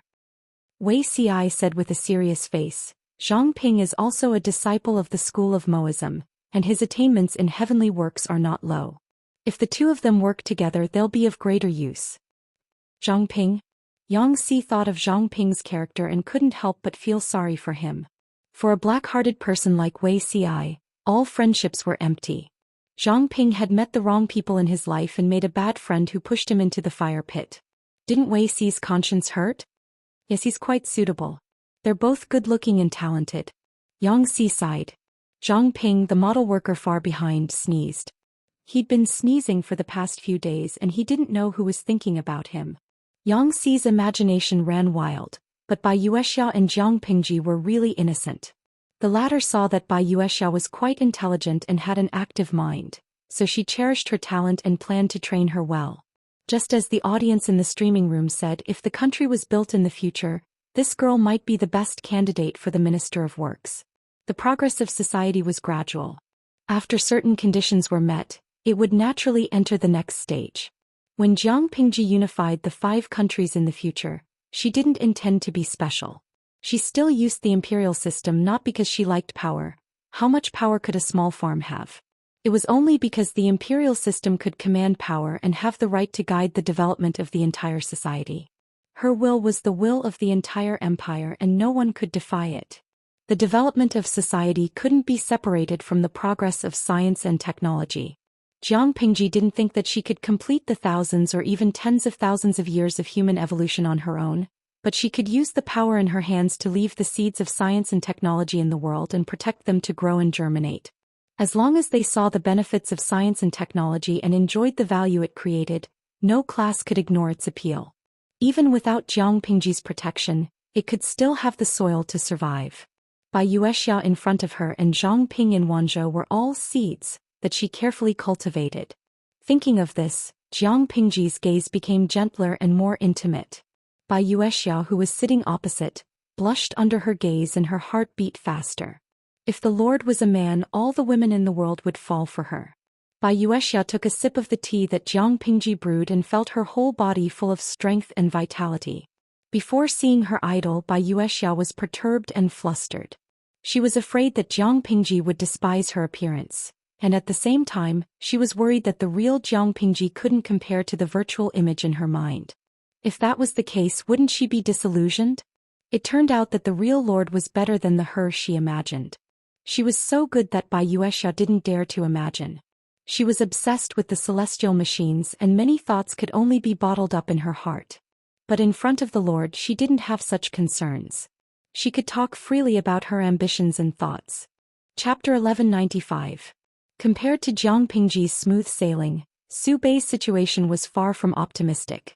The immoral Xianxia could only blame himself for being too vicious. Every word he uttered threw Su Bei's dignity to the ground and trampled on him mercilessly. Su Bei had never been a broad-minded or open-minded person. On the contrary, he was meticulous and sensitive. He would think of all sorts of things at the slightest sign of trouble. His imagination was very developed. There were advantages and disadvantages to such a personality. In the current situation, the disadvantages far outweighed the advantages. Because he was meticulous and sensitive, Su Bei liked to get into a dead end. Once he got in, he couldn't get out. Xianxia fanned the flames from behind. Every day he ordered the orderly to use a specially made bronze loudspeaker to shout curses outside the mountain urn city. His voice could pass through the city walls and float into the city. Su Bei's morale was high. From his initial rage to his subsequent illness, he was bedridden. Xianxia, this fellow, had contributed greatly. If this was how despicable Xianxia was, then he had overestimated his bottom line. This guy had even more despicable tricks up his sleeve. A normal scolding could no longer satisfy his restless heart. He searched for talents in the army and finally found a guy who had been a ventriloquist in his previous life. Xianxia made him perform a ventriloquist performance in front of the Barbican in the middle of the night. He even made 100 people cooperate with him. The guards of the Barbican were speechless. "I have a curse that I must shout in Xianxia's ear." After repeated torment, they were already exhausted. However, they dared not slack off. They were afraid that the other party would seize the opportunity to attack the Barbican. Xianxia grinned. "Han Yu is the most cautious person. After 3 to 5 days of trouble, I'm afraid they will collapse." Even a man made of iron had to sleep. With him tormenting the guards of the Barbican, even if Han Yu was extremely capable, he would still be badly battered. Li Yun's smile was a little forced. He once again got to know the military advisor Yang. As expected, when these scholars started to act coquettishly, no one else could do it. According to the scouts' report, the number of deserters in the Barbican has increased significantly. Actually, they could still struggle at death's door by staying in the Barbican. However, Xianxia was too despicable and coquettish. The soldiers were constantly in a state of tension. After a long time, their essence, qi and spirit would be greatly depleted. If they didn't desert, they would either die or go insane. Xianxia snorted softly and said, "If Su Bei wasn't such a hypocrite, how could he have succeeded so easily?" As the saying goes, men are afraid of entering the wrong profession, and women are afraid of marrying the wrong man. Han Yu didn't choose the wrong profession, but he followed the wrong person. Su Bei could act for a while, but could he really act for a lifetime? Obviously he couldn't. Speaking of Han Yu, Xianxia felt it was a pity that he trusted the wrong person more than once. Many people could only share the hardships and not the joys. Su Bei was a typical example. When he was still a nobody, he worked hard to set up his image and coaxed Han Yu to help him. When he was at his peak, he revealed his fox's tail. He had already succeeded in suppressing Su Fei step by step, so he didn't need to disguise himself and put in the effort to create a public persona. Su Bei's behavior was the exact opposite of Han Yu's Dao. How could the two of them not be estranged? Xianxia understood Han Yu. He understood how painful it felt to have his Dao trampled on by his master. Because what Han Yu was facing now was exactly what Xianxia had experienced. When Xianxia became an official and assisted Prince Changsho, he was sincere at first. Prince Changsho respected the virtuous and treated the poor scholars kindly. Every year he would allocate a large sum of money to help the poor scholars. Every time there was an assessment, Prince Changsho would generously give up his hot spring hotel in Jishan Hot Spring for the scholars to hold gatherings and poetry meetings. All the expenses were taken care of by him. He had also built quite a number of tea houses, specially opened up a place for the students to display their talents, and provided books for the students to read. If there was a student who performed outstandingly, he would even specially recommend that student and give him the first brick on the road to success. To be honest, was Prince Xianxia not a wise ruler? Xianxia was attracted by Prince Xianxia like this. He recommended himself to be his right-hand man and help him strategize. Similarly, Prince Xianxia didn't manage to wear his mask until the end. The royal family of Dongqing had just fallen apart, and he couldn't wait to bare his fangs. Recruiting the poor was only for the sake of setting up a public persona and accumulating prestige. Rather than saying that he valued the poor, it was better to say that he valued his connections. To him, the poor were just used and then thrown away.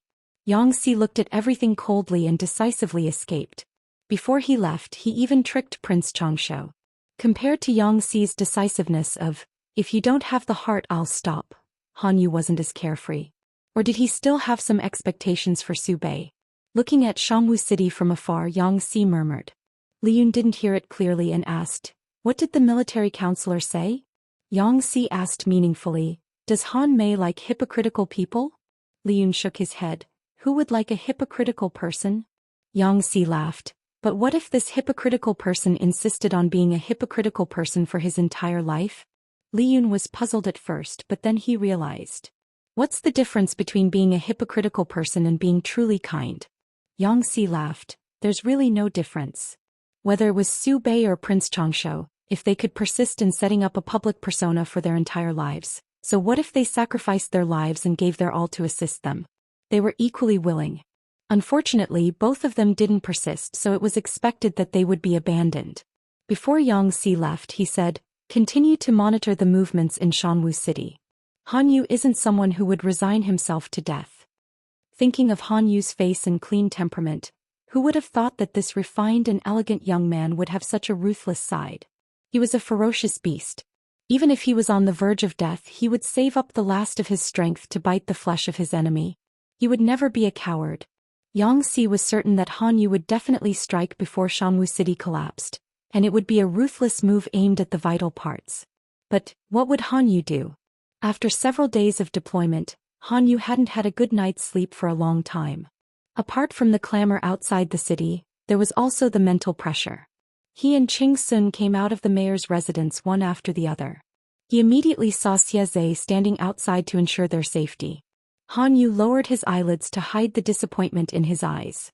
Su Bei had already been forced into a desperate situation by Jiang Pingji's successive tricks. Now he was even more paranoid.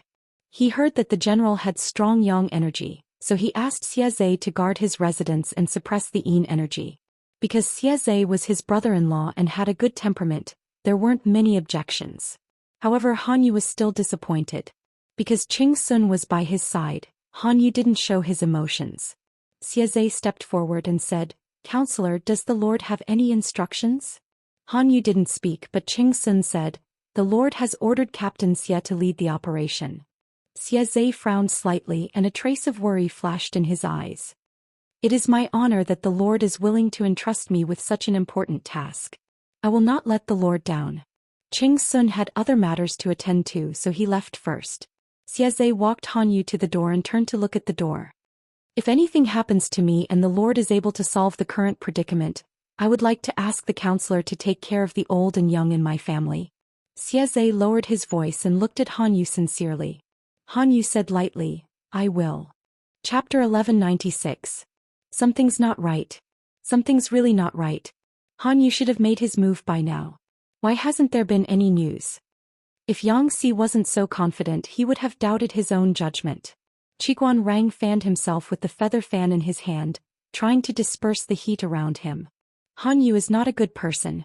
If his every move is within your calculations, you would have been the one defeated by Gusu instead of him. He heard Xiaxia's murmur and frowned. In my opinion, Su Bei can only try his luck with a sneak attack if he wants to turn the situation around. Xianxia replied, "The troops in Shangwu City are all under our surveillance. Where would he deploy his troops for a sneak attack?"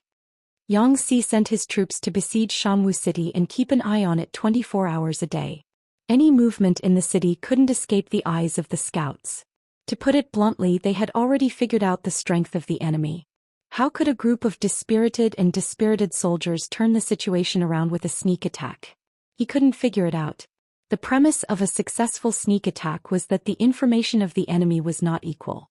Xianxia had figured out the movements of the enemy. If they dared to sneak attack, they would be sending themselves to their deaths.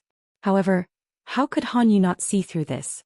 Xianxia replied, I hate this kind of person. I feel like he's my nemesis. Qiguan Rang's expression turned serious. He agreed with Xianxi's judgment of Han Yu. He was not a coward who would resign himself to death, but he couldn't figure out Han Yu's thoughts.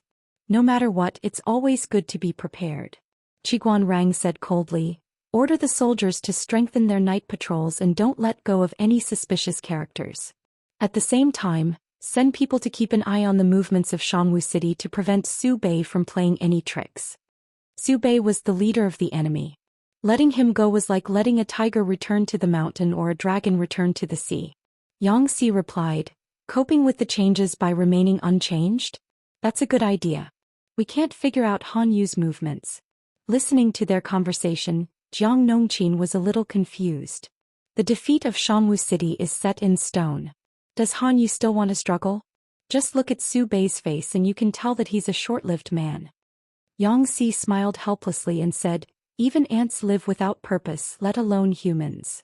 You can't give up just because you're at a disadvantage. History tells us that there are many examples of the weak winning against the strong. If he worked hard, he might win. Jiang Nongqin said, I heard from the 2 military counselors that Han Yu seems to be a talent. Xianxia said, he's one of Master Yuanjing's 4 disciples. He's from the same sect as me. His talent is no less than mine. Naturally, he's not simple. He's not as good as you. Jiang Nongqin praised indifferently. Her expressionless face was becoming more and more like their lord. The sudden praise made Xianxia feel flattered. He had worked with Jiang Nongqin for many years, but he had never heard her praise anyone other than the lord. He was the first one. Officer Jiang, I'm really ashamed of your praise, Xianxia said. I wonder what's so good about me that Officer Jiang thinks highly of me? Tell him that he will definitely carry this merit forward. Jiang Nongqin raised her eyebrows and her lips curled into an unnoticeable smile. Eyes. Xianxia. He couldn't react for a moment. Did Jiang Nongqin mean that his eyes were better than Han Yu's? Han Yu must be blind to have chosen Su Bei. Jiang Nongqin added, although you've been lost before, at least you've forsaken the darkness for the light. Her lord must be the only wise ruler in the world. Those outstanding people who chose other feudal vassals, if they weren't blind, then what were they? Xianxia. Brainless, and moronic creatures were simply too terrifying. Bai Wuxia and Jiang Nongqin were like this. He really couldn't believe that his lord didn't use Wei Ci as a shield. Maybe Military Counselor Yang and Military Counselor Qiguan are thinking too much. Jiang Nongqin also had this question in her mind. She pondered for a long time but couldn't find an answer. No matter how one looked at it, Xianxia was already a dead end. Han Yu had to launch a sneak attack to gain a chance of survival if he wanted to have a chance of survival. But the timing of the sneak attack, the number of troops and the terrain, Han Yu didn't have any advantages. From Jiang Nongqin's point of view, it was better to defend Xianxia to the death than to take a risk. Maybe the Lord Jiang Pingji would withdraw the troops if they held back.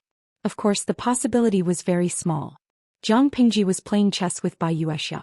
Hearing Jiang Nongqin's words, Jiang Pingji supported her chin with her wrist and looked at Jiang Nongqin. I think Wen Zheng and Jing Rong are right to worry. Jiang Pingji smiled. Because when analyzing the battle situation, we not only have to consider the number of troops and the terrain, but also the personalities of our men.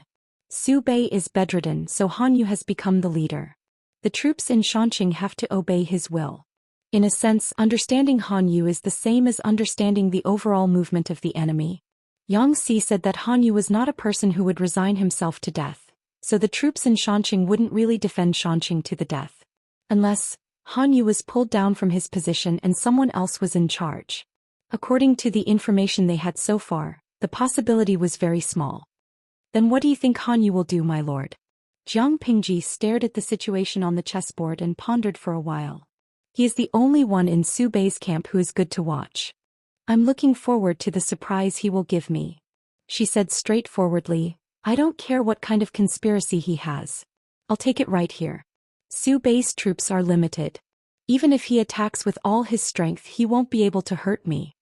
Jiang Nongqin was very interested in Han Yu, whom she had never met before. She wanted to see how capable Han Yu was to be able to baffle her lord. The night was even noisier than the day. All kinds of small animals ran out and made a lot of noise. For the audience in the streaming room, the nightlife had just begun. For those who worked at sunrise and slept at sunset in ancient times, it was time to sleep. Xianxia was no exception. He washed up and went to bed. There was a bamboo mat under him, and a thin quilt covered his lower abdomen to prevent him from getting cold in the middle of the night. He fell asleep in a daze.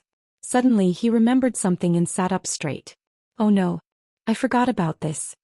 Xianxia crawled up and grabbed his clothes.